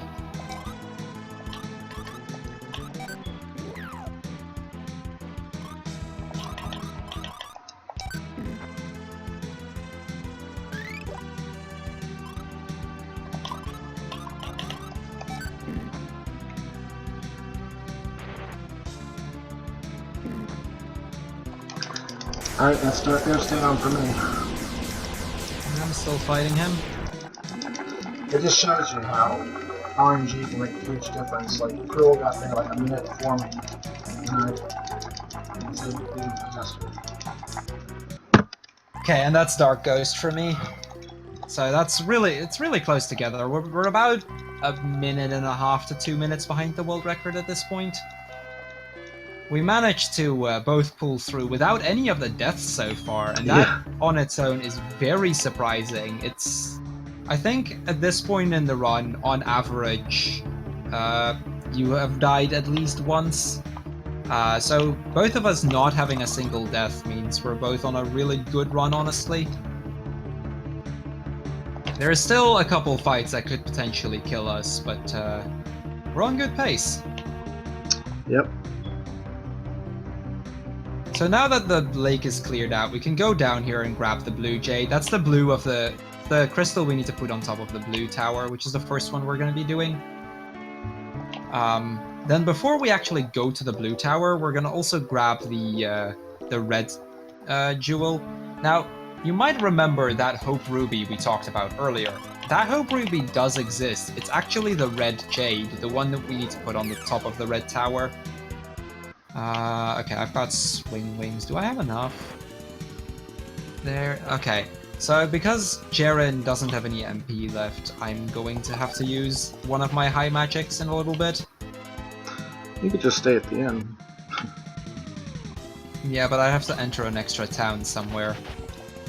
I just go in Ruan after Dark Ghost. I usually heal up in Elfreya. It doesn't matter too much, honestly. So yeah, we talked to this old guy. He's a collector of rare gems and stuff. And he actually is able to give us the Hope Ruby. The ruby that, like, the town treasure of Madan. Which is, at the same time, the red jade we need to put on top of its core. High magics. So yeah, Jaren actually has a very good ability. Jaren is the first character in the game to have the ability to use Warp and Escape. What they do is Warp instantly gets you to another town, and Escape immediately gets you out of a dungeon. It doesn't work for towers, it only works on dungeons. But it helps us get from place to place very quickly, and it speeds up the run by a significant amount. No, the Lufia 1 US run is a glitchless run. The Japanese version does have a glitch. Well, no, there's actually a couple skips that we get to do later. I don't really know. Yeah, you could call those glitches. Skip. I wouldn't say they're glitches. They're just skips. Well, Purple Newt skip technically is. I guess so. But there aren't too many glitches in this run that we could abuse. There's one that I suppose technically is a glitch. It's a misplacement of items somewhere that we can heavily abuse to skip an entire dungeon. But for the most, this run is a glitchless run.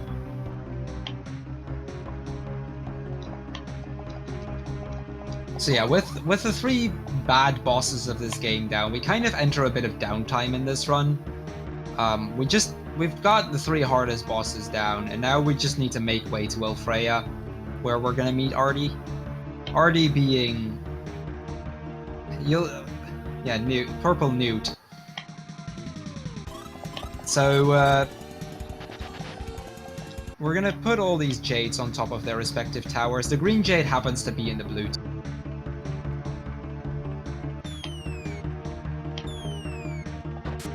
And when we need to get to Artie so that hopefully he can help us fight these Sinistrals. I mean, he's fought them before. He's the only person alive to have experience with killing these things. So hopefully these guys will help us out a little bit. So this is the green tower, the second of the towers that we need to go through. We're actually going to go out of our way a little bit to grab this ring. It's the green ring, and we're going to equip that to Jeren. The green ring is just to increase our stats a little bit. It'll be a while before we actually need those stats, but for now they're very helpful.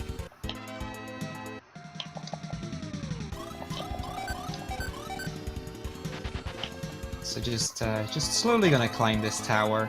Unfortunately, unlike Lufia 2, the walking speed in this game is, at least in towers and in the overworld, is incredibly slow. So we just need to make our way through it as best we can. So that's 2 towers down. And the last one, well, you guys already know that one. There is the red tower still.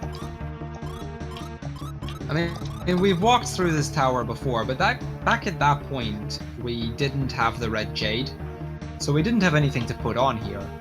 Now that we have the Hope Ruby, we do have that. And we can actually use that to warp to Elfreya. Unfortunately, getting an ambush here, that will slow me down a little bit. I'm not gonna bother with healing up, because in the next town we actually have a chance to take an inn for free. I think Sigma is probably not gonna go for it, because of the fact that he went to the inn in Ruan. But since I didn't, I'm probably gonna take it anyway.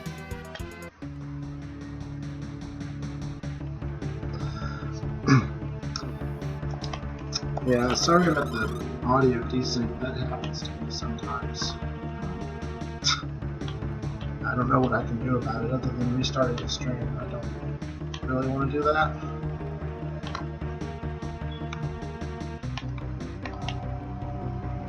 If it's getting too bad, you can probably switch to my audio, because I think mine is still synced. Voices of the Wind as if it's a spell. And we instantly warp to Elfreya. So this is Elfreya, this is the land of the elves. Like I said, I'm gonna take the inn here.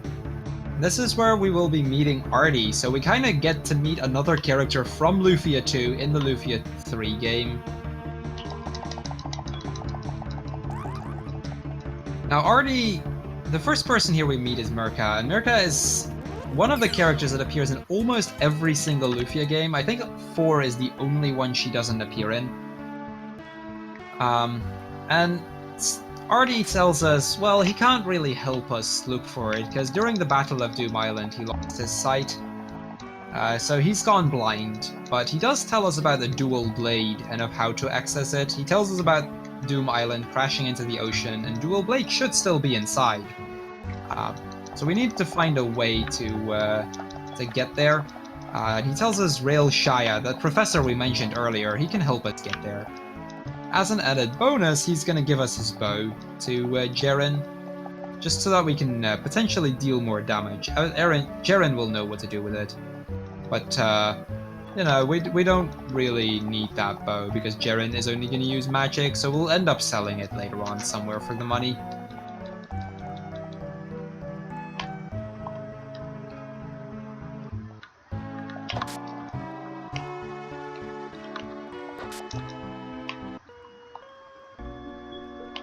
So we're just gonna make way to Odell next. We need to find a way to get to this this professor guy, because we need to find a way in order to get to sorry, lost my train of thought there. So we need to get to the professor so that we could find Dual Blade. Now this little dungeon here is a very interesting dungeon. I actually need to take a very specific path here. And if you make one mistake, then you pretty much have to warp out. Okay, that's that.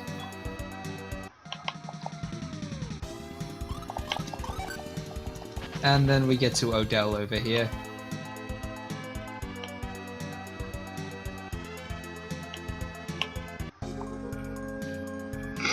So, in Odell, we would normally talk around to some people. We're gonna grab this X potion for safety later on. And then there's a miracle and an X magic. So if we talk to this guy, he tells us about Eris. And Eris is a town where apparently some magicians live. And, I mean, extra magic could be helpful in a run like this, right? So, we're gonna see if we can get there. Apparently the bridge, however, is broken. So this guy, Pyron, he's gonna fix that bridge for us. Apparently he's a very good bridge builder, but he needs his assistant in order to do this. So we're gonna go see if we can find that assistant. Apparently he's in Leiden, so we're gonna go over there, grab his assistant for him. Just a bit of a detour, you know, bit of a side quest that we need to do. This is unfortunately not skippable, so we're just gonna have to make way to Leiden ourselves.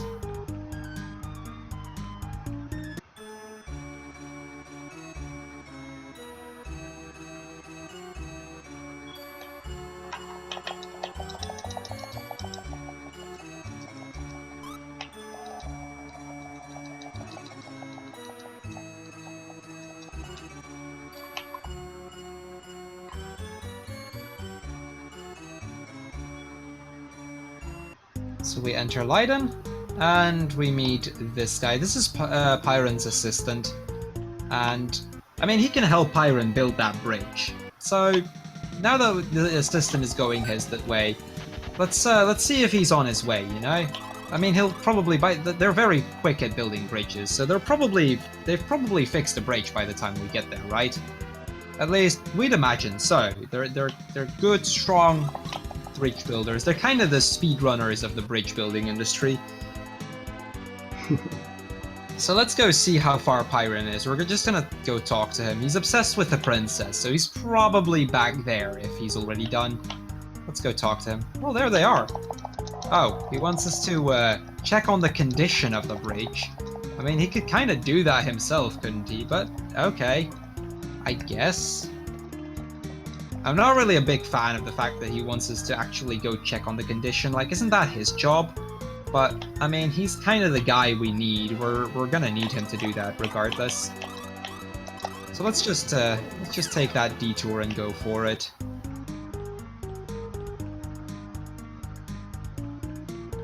So the bridge is over here in the dungeon up here. It's just a little bit further until we get in there. So, yeah. This dungeon actually has a lot of entrances, but we don't really care about that.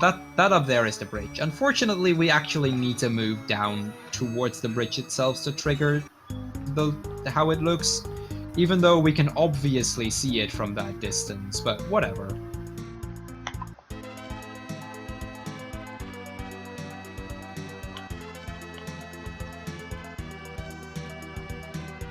Well, it doesn't look good. Let's go talk to Pyron, but before we do, let's set a warp point for later, because we needed to go to the professor, and we can go there from here. In the meantime, pick up this yellow ring and stone cure. That stone cure cures petrification. I've only needed it once during a run, and that was actually during the world record run. But it's pretty inconvenient if you need it and you don't end up having it. And then the yellow ring is just an item that we're gonna equip for later.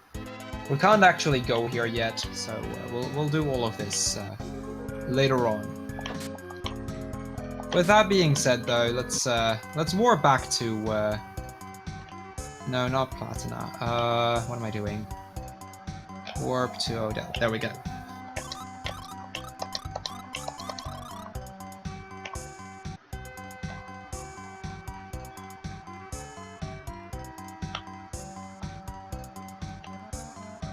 So let's talk to this guy. I mean, now that we know the condition of the bridge, he can fix it, right? Oh, it's fallen apart. Well, how about you just, let's just go fix it. So we'll go meet him up. He's probably done with bridge. He got a head start, and like I said, he's really fast at building bridges. So let's see if he's done by the time we get there. Knowing him, he probably could be, if he wanted to.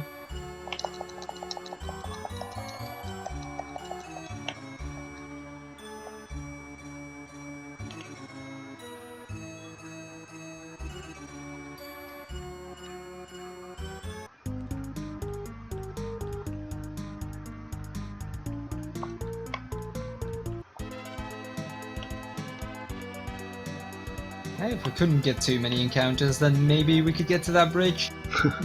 Wait, is he just standing there? That's a little awkward, but okay, we'll just talk to him. It'll be fine. He'll probably fix it in a little bit. Who knows? Maybe when we get them back on screen, they'll be back and they'll be done. Oh, okay. Well, take a look from the cliff. Why would you want me to... These guys can literally fix a bridge that quickly, and now they send us out to look from that cliff. That's kind of dumb. But okay, there's nothing we can do. He still hasn't fixed the bridge. He's a very lazy bridge builder, you know. Wants us to do all the work.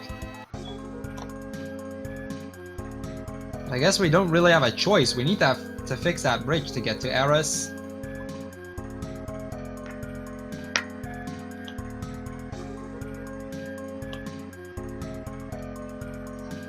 Now, the good thing about having to take this detour is that we can pick up some treasure chests for money later. I would like to get fewer encounters here, so I'm not gonna use that extra sweet water because I'm getting too many encounters. Just hoping to reduce that again. We'll see whether it works or not. I'm gonna skip that one isn't worth too much. But these two we are going to grab. Okay, can you now finally start on the bridge? Oh, you actually still need to get the stuff? Oh, dude. Okay, well, he's finally building. At least that's something. So we just stand here, do nothing while he fixes the bridge?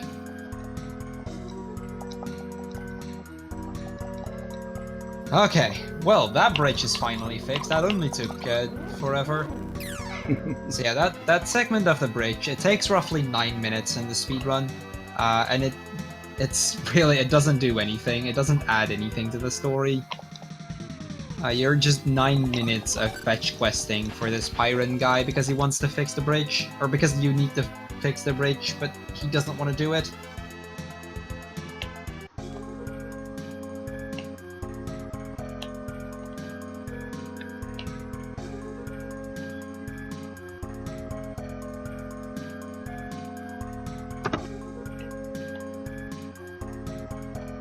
You just crossed the bridge? Yep.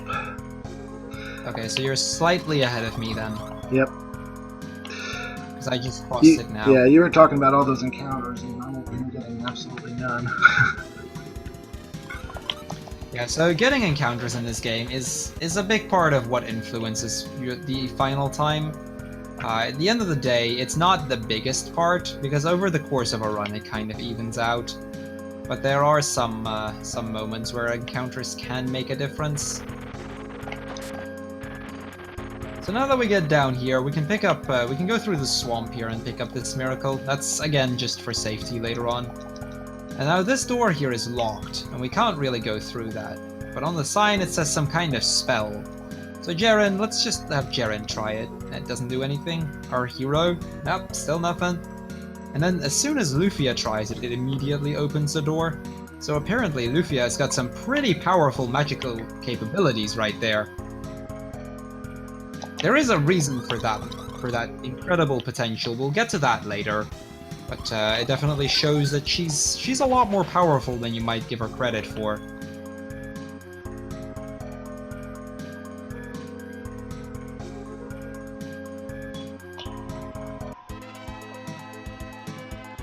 with that, we enter Eris. Now, as soon as we walk back here, remember that flower we mentioned about 15 minutes into the game? This is again the Prefeya flower. This is the flower that we get to see in Lufia 2 and in Lufia 4 as well. And Lufia, completely obsessed with these flowers, is just running around happy in the, like, just enjoying her time. We don't really have time to stick around, but you know, she got to be happy for a little bit. And then this guy, the Elder, he tells us about well, he's not really the Elder, but he tells us about the Elder of this town, who is apparently some kind of wizard.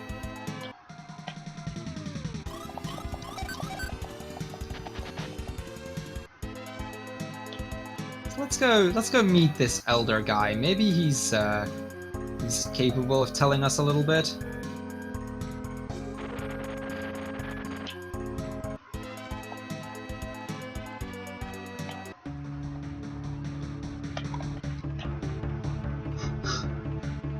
Yeah, we are like literally tied right now. Yeah, which is kind of interesting. I think this is the closest race we've ever had. Generally with the RNG and Lufia 1, it's kind of back and forth, and somebody dies, and then a boss later somebody else dies or something. Yep. But this run, surprisingly, we haven't seen any deaths, and we're actually really, really close together. So this is the Tower of Grief, and on top of the Tower of Grief we meet the Elder, Flake. And Flake tells us about, well, we must be very strong. So he's gonna talk to Lufia a bit, and because of that, Lufia gets 10 additional MP. Which is kind of a nice boost. So he tells us a bit about the Sinistrals, about Rail Shaya and the lab. We grab the Miracle, and let's go to this Rail Shaya guy. We set the warp point there earlier. Yeah, Sweetwaters are basically the repels from Pokemon, although they're not 100% effective. But we do use them to repel encounters significantly. So this is Rail Shaya, and Rail Shaya is kind of the mad professor. He's found, not too long ago, he tested some kind of potion and he turned somebody in a frog, and then when he tried to fix it, he turned into a lizard. He had been a lizard for 3 days, so he's bringing up all kinds of weird potions. We'll get 4 times, instead of one arm, this potion would give us 4 arms, we get 4 arms instead of 2. Or a hair's grow potion for Jiren, you know. His longer hair might just suit her better. But that's not really what we're here for. We're here to find some kind of submarine. But as soon as we mention it, he knows exactly what we're talking about. We're talking about the Falcon. And he has this ship that can go under the sea. So let's go down here and get that. He opens up the door, and there we get to see the ship. It looks kind of old, and it's covered with dust. Its wings are chipped. It's not looking too strong, honestly. But I guess we're gonna have to deal with it, because it's the only thing we got. Forward, half speed! I don't know why half speed, for some reason. He's not really into the speedrunner mindset. And when under the water, we actually, we're getting soaked here. There's leaks everywhere. It's not good. We can't go look for Doom Island with this, because we drown by the time we get there. And not only that, navigation under the sea is actually a huge issue because of it being as old as it is. Yeah, Espel's Denki is the Japanese name for Lufia 1. So yeah, well, but at least the ship sails, you know? It might not be too good as a submarine, but at least we got ourselves a ship. And with that, we're gonna go to the other lab of this professor. This professor has a few labs. That was just one of them. This is Carbis, and that's gonna be the main lab for the majority of this game. We'll be getting back here quite a few times. Conveniently, there's a mind potion in there. We'll use that to buff up the magic from Jiren a little bit. Where are they? do have them, right? Ah, there they are. Okay, I got a little lost in my menu there.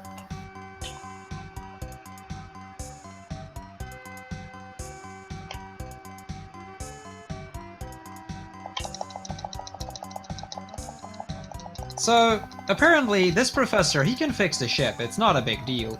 But he does need his assistant. Wait, this sounds like a vaguely familiar story? Is that just me, or... it's probably just me, but we're gonna go grab his assistant. In order to do that, we're gonna head to Baku.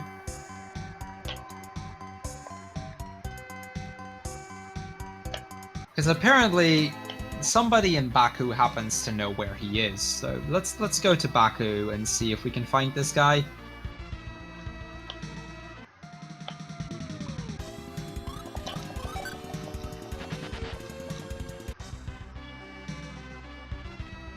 Now in Baku, we can actually get a bit of a safety X potion up here. We don't technically need it, but it's a nice bonus. In the normal percent run, or in the normal mode run, it's a pretty crucial item to get because you're very short on items then. But in this run, we can manage without. Yeah, those X potions are extremely expensive. Yeah, they cost 3,000 apiece. Now it turns out he's actually in the old cave that we visited way earlier in the run. He's in the 5th floor of that cave. We don't have access to that yet, so we're going to talk to this guy again. He makes us pay 50 gold again, so that we can go there. And then when we talk to this guy, he tells us we need to go to the 5th floor any means necessary. He's like, well, there isn't any quests there anyway, so you can go, no big deal. We'll take the ship here just to speed things up a little bit. You want to talk a little bit about the old cave, just in general, like in a casual run? Yeah, so the old cave, it's actually a very interesting dungeon. The old cave, normally you'd be able to access the next floor once you've hit another 5 levels. So this dungeon has, I think, 7 floors in total. Once you hit level 5, you can hit the first of the floors. Then once you hit level 10, you can hit the next one, and 15 the next one, and so on and so on. So the higher the level you get, the further you can go into this cave. Now, since we're only level 15, which is incredibly under-leveled at this point, we don't really have... We would normally not have access to the 5th floor, which is why we needed to ask that guy for permission on it. And then when we're here, we meet this guy. This is Cooper. We're gonna bring him to the professor. So, also, in this old cave, aside from just that, this cave also has the added bonus that every floor, except for the 5th floor, has a special treasure in it, where if you deliver that treasure, it's completely useless to you, but you get a set amount of gold. So if you deliver the 1st floor treasure, you get 500 gold, and in the 2nd floor it's 1,000 gold, and it increases like that. I don't know, I think like the 7th floor one is like 10,000 gold or something. It's a huge amount of money, very helpful. So now that we've brought Cooper back, you'd imagine they could fix our ship, right? Well, turns out not really. In order to do that, we actually need 7 pieces of alumina, which is what we need in order to turn this thing into a viable ship. Also, that was almost a mistake. So we're gonna get to Ruan. That's the fastest place to warp to. I went into my ship to save some overworld movement.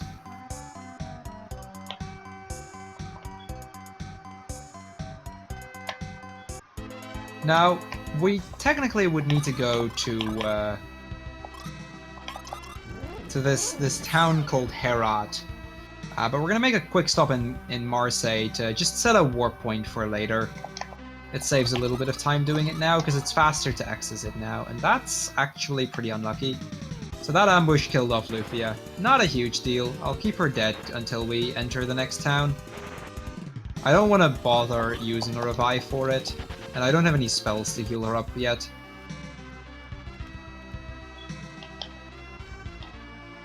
So yeah, this is probably the hardest river to navigate through because you go pretty fast on the ship, and you lose a couple seconds if you dock somewhere.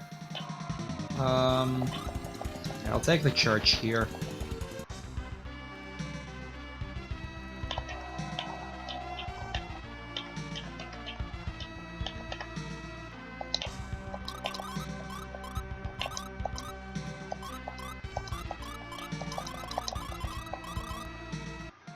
So we talked to the king, and this king actually has a bit of an issue. He hasn't had any food he liked in a long time, and he tells us that he would give all of his treasures if we could get him something that he likes.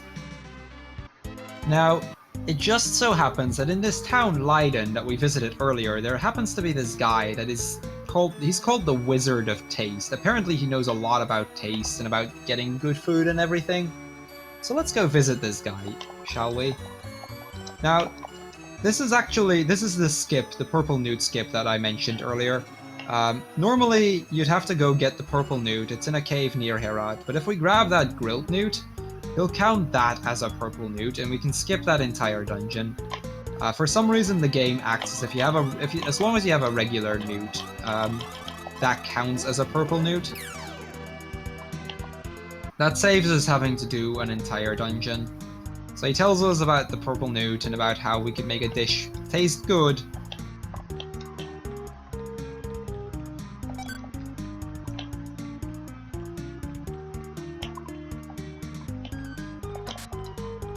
But we're just gonna use a regular newt for doing this.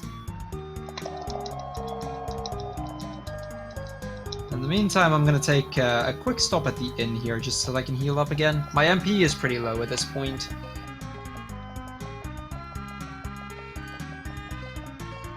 Now this side quest, it might seem like it's not a mandatory quest, but it actually is. One of the pieces of Illumina is in the treasure room, so we need to get this in order to get all 7 pieces. On top of that, it's also a nice bonus because getting the entire treasury of this king allows us to get a lot of money out of it and a lot of safety items. So it's a very helpful little side quest.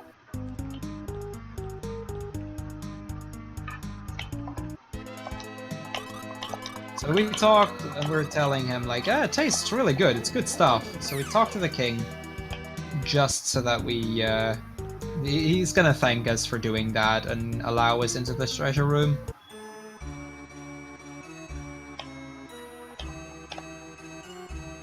So let's do just that. The treasure room is actually in the basement, so we need to walk around it a little bit. But it's not too far out of the way. So there you go. You see all those treasure chests? Because we gave the king some food that he liked, we're now allowed to get every single thing here. And it ranges from like really good equipment to statues to miracles, a piece of Illumina like I mentioned. There's some potions in there. Tons and tons of stuff that's worthwhile to get.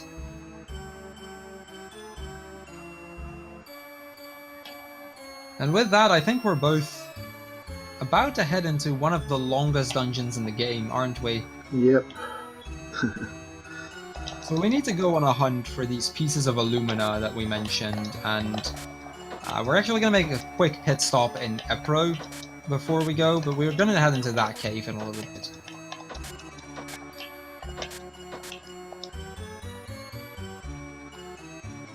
So just some quick shopping before we go in. So I'm going to equip a little bit of stuff that I would have to equip later on anyway.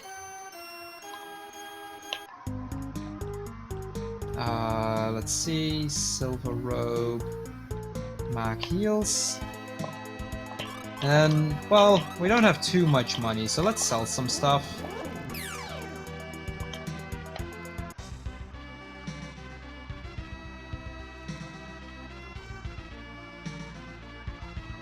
And with that, we're gonna buy these X-Bombs. We need about 30 of them, just so that we can get all the levels that we need later on.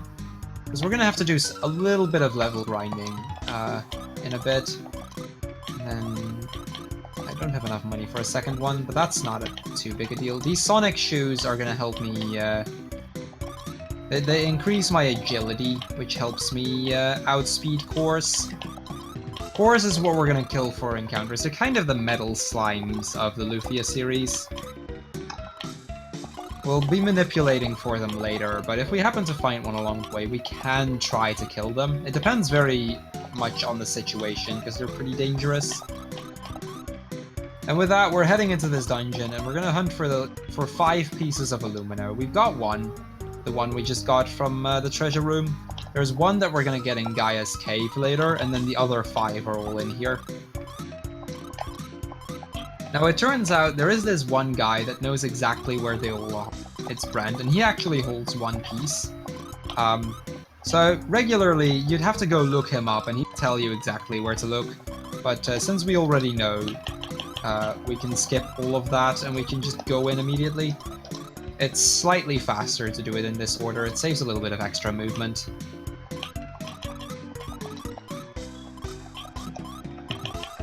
Now, along with those pieces of alumina, we're also going to pick up some other treasure chests that are around here. Those are either for equipment purposes, or they're for money purposes. Because at this point, well, we don't really have a lot of money to really buy good stuff, so most of what we get is what we find in chests. High Day's ring is just for money, though. So we hit the switch over here. We needed that door to open in order to get the piece of alumina behind it. This is also one of those caves. This is what I meant earlier with, if you don't know the way, you can really get lost in here. Oh yeah, these caves are huge. Lots of doors, yeah, lots of teleporters. Yeah, so for a casual player, these dungeons are incredibly difficult just because you get lost so easily. You do usually get a reward every time you do take a different path, because you get, like, different treasures and stuff. Okay, this could be worth killing for me. So this is... I'm taking a bit of a risky strat here in trying to kill this. If I get... I need to, at some point, kill 4 cores in total. So getting a random core encounter, I could try to kill some now and just hope I get these levels out of it. But they have a high chance of running away, so if I don't kill them in time, they have a potential of killing me, and they could run away. So it's a bit RNG heavy to go for it now. So yeah, this is Thor. They're strong. Their only move if they don't run, and you can see that it does a pretty significant amount of damage. And specifically on Jeren, which is the one we need to level. The other guys aren't as significant, but Jeren needs those levels. I got 1 core though, so that's very lucky. Nice. That's about a quarter of the grind down right there.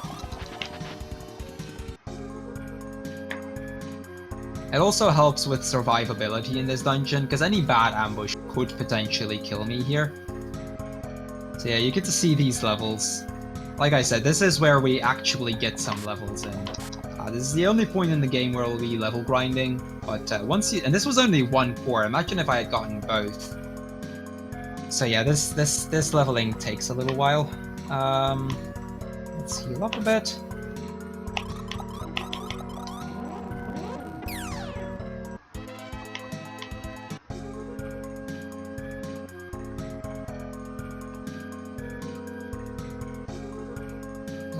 No, this one for that.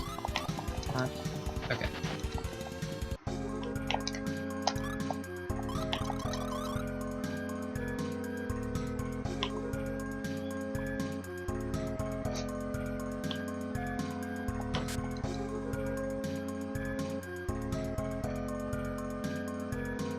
So yeah, like I said, those cores, we can randomly encounter them. Actually a pretty rare encounter.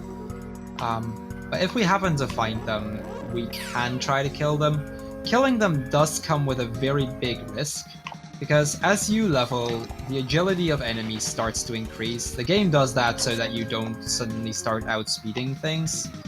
Ooh, this could be a very good encounter as well. But that means that if I get a lot of extra levels without progressing much, I suddenly start to become a lot slower. So enemies start to outspeed me more. And that matters significantly on the grind, because we get an ambush there, and if you kill them right off the bat, they don't generally even get a turn.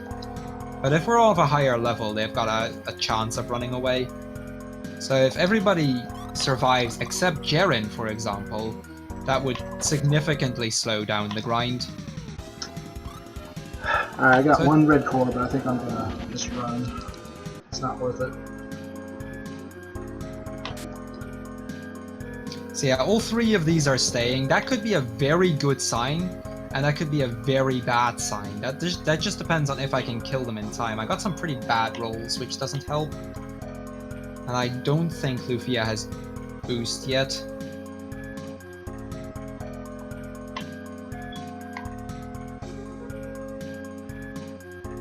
Okay, one of them running away, that's unfortunate. But on the other hand, it's also kind of good, because I can't really take another hit. I need them to die right now. This is a problem now. This is a problem.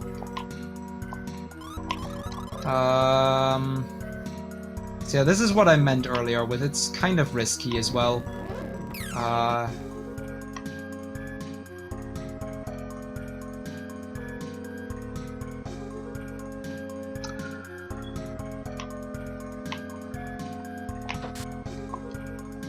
Okay, so because I revived Jeren with a miracle, it doesn't matter too much that both my hero and Naguro were dead.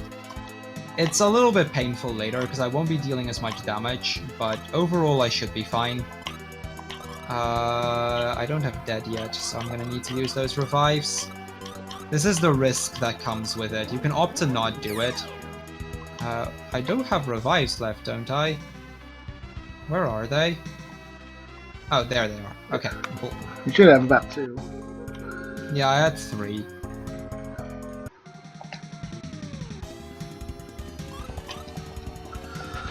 So I'm probably ahead of you now since you spent so much time on those cores, except for the fact that I didn't have any cores. Yeah, so I'm probably behind on Sigma, time-wise, but I'm ahead in levels. The main level that I need is just Jeren's level. He needs to hit level 28.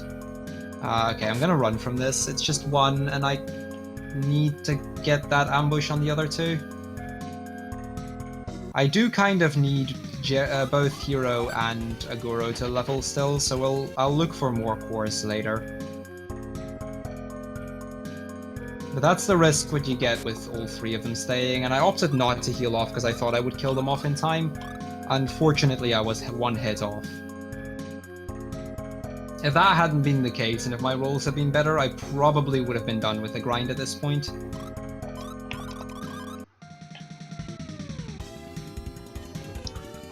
Oh boy.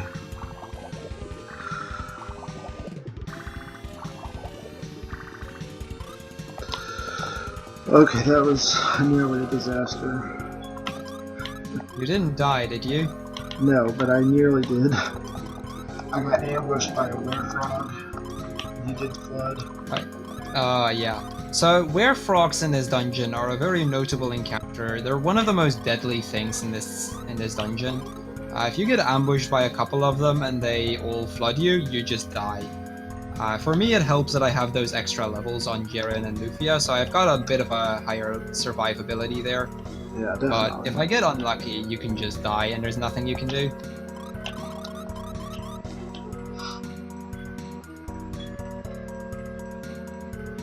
So I'm almost done with this dungeon. Are you out of the first one yet, Sigma? Oh yeah, I'm in the second dungeon. And I just got the Illumina, so there's just the 1 more to go when I find it. Okay. So yeah, this is where Sigma has the lead on me, but I have the cores to work with. I just got ambushed again by werefrogs and a core. Sounds pretty painful.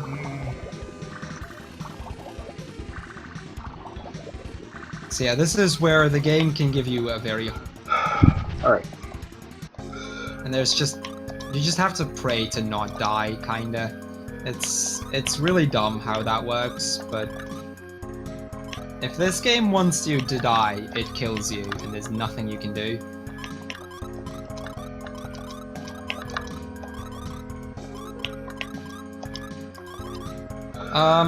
Casually, I think you'd be around level 35 to say at the least. I think 35 to 40. Yeah, probably. And we're gonna go in at like level 20, so we're pretty far under leveled. Now I'm gonna grab the Mac ring over here. That's the chest up there. It's a little chest just to improve my agility a little bit, so that when I actually get cores again, I have a higher chance to deal hits before they do anything. So it increases the odds of me being able to kill them before they get a chance to do anything.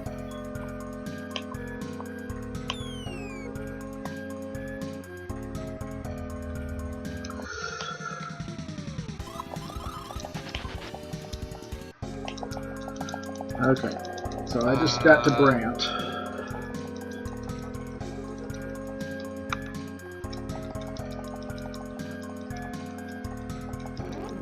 So yeah, Sigma definitely has the lead, but he needs to extra time at the very least. I could theoretically be done with one fight. Sigma needs 2 in order to finish up. Yeah. Then again, the grinding part, even though we used RNG manipulation, we can only use RNG manipulation to get a specific encounter. We can't use it to kill them off. Yeah. So the grind is a very RNG heavy part time-wise, though it's very consistent at getting good levels.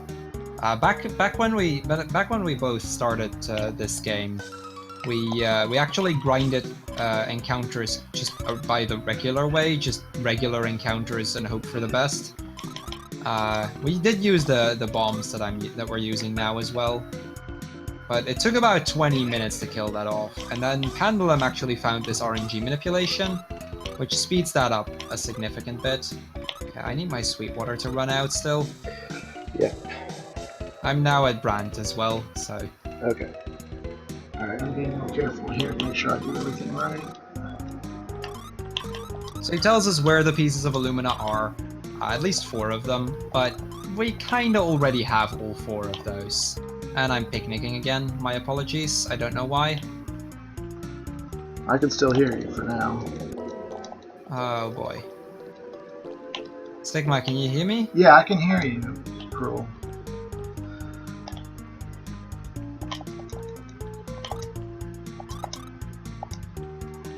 Alright, so I guess no one on stream can hear Cruel, so I'm actually doing the manipulation right now. So what I did is I held down the start button as I reset the game, because the RNG frames go on that screen, and now I'm taking a very specific set of movements on the overworld that will guarantee me the encounter.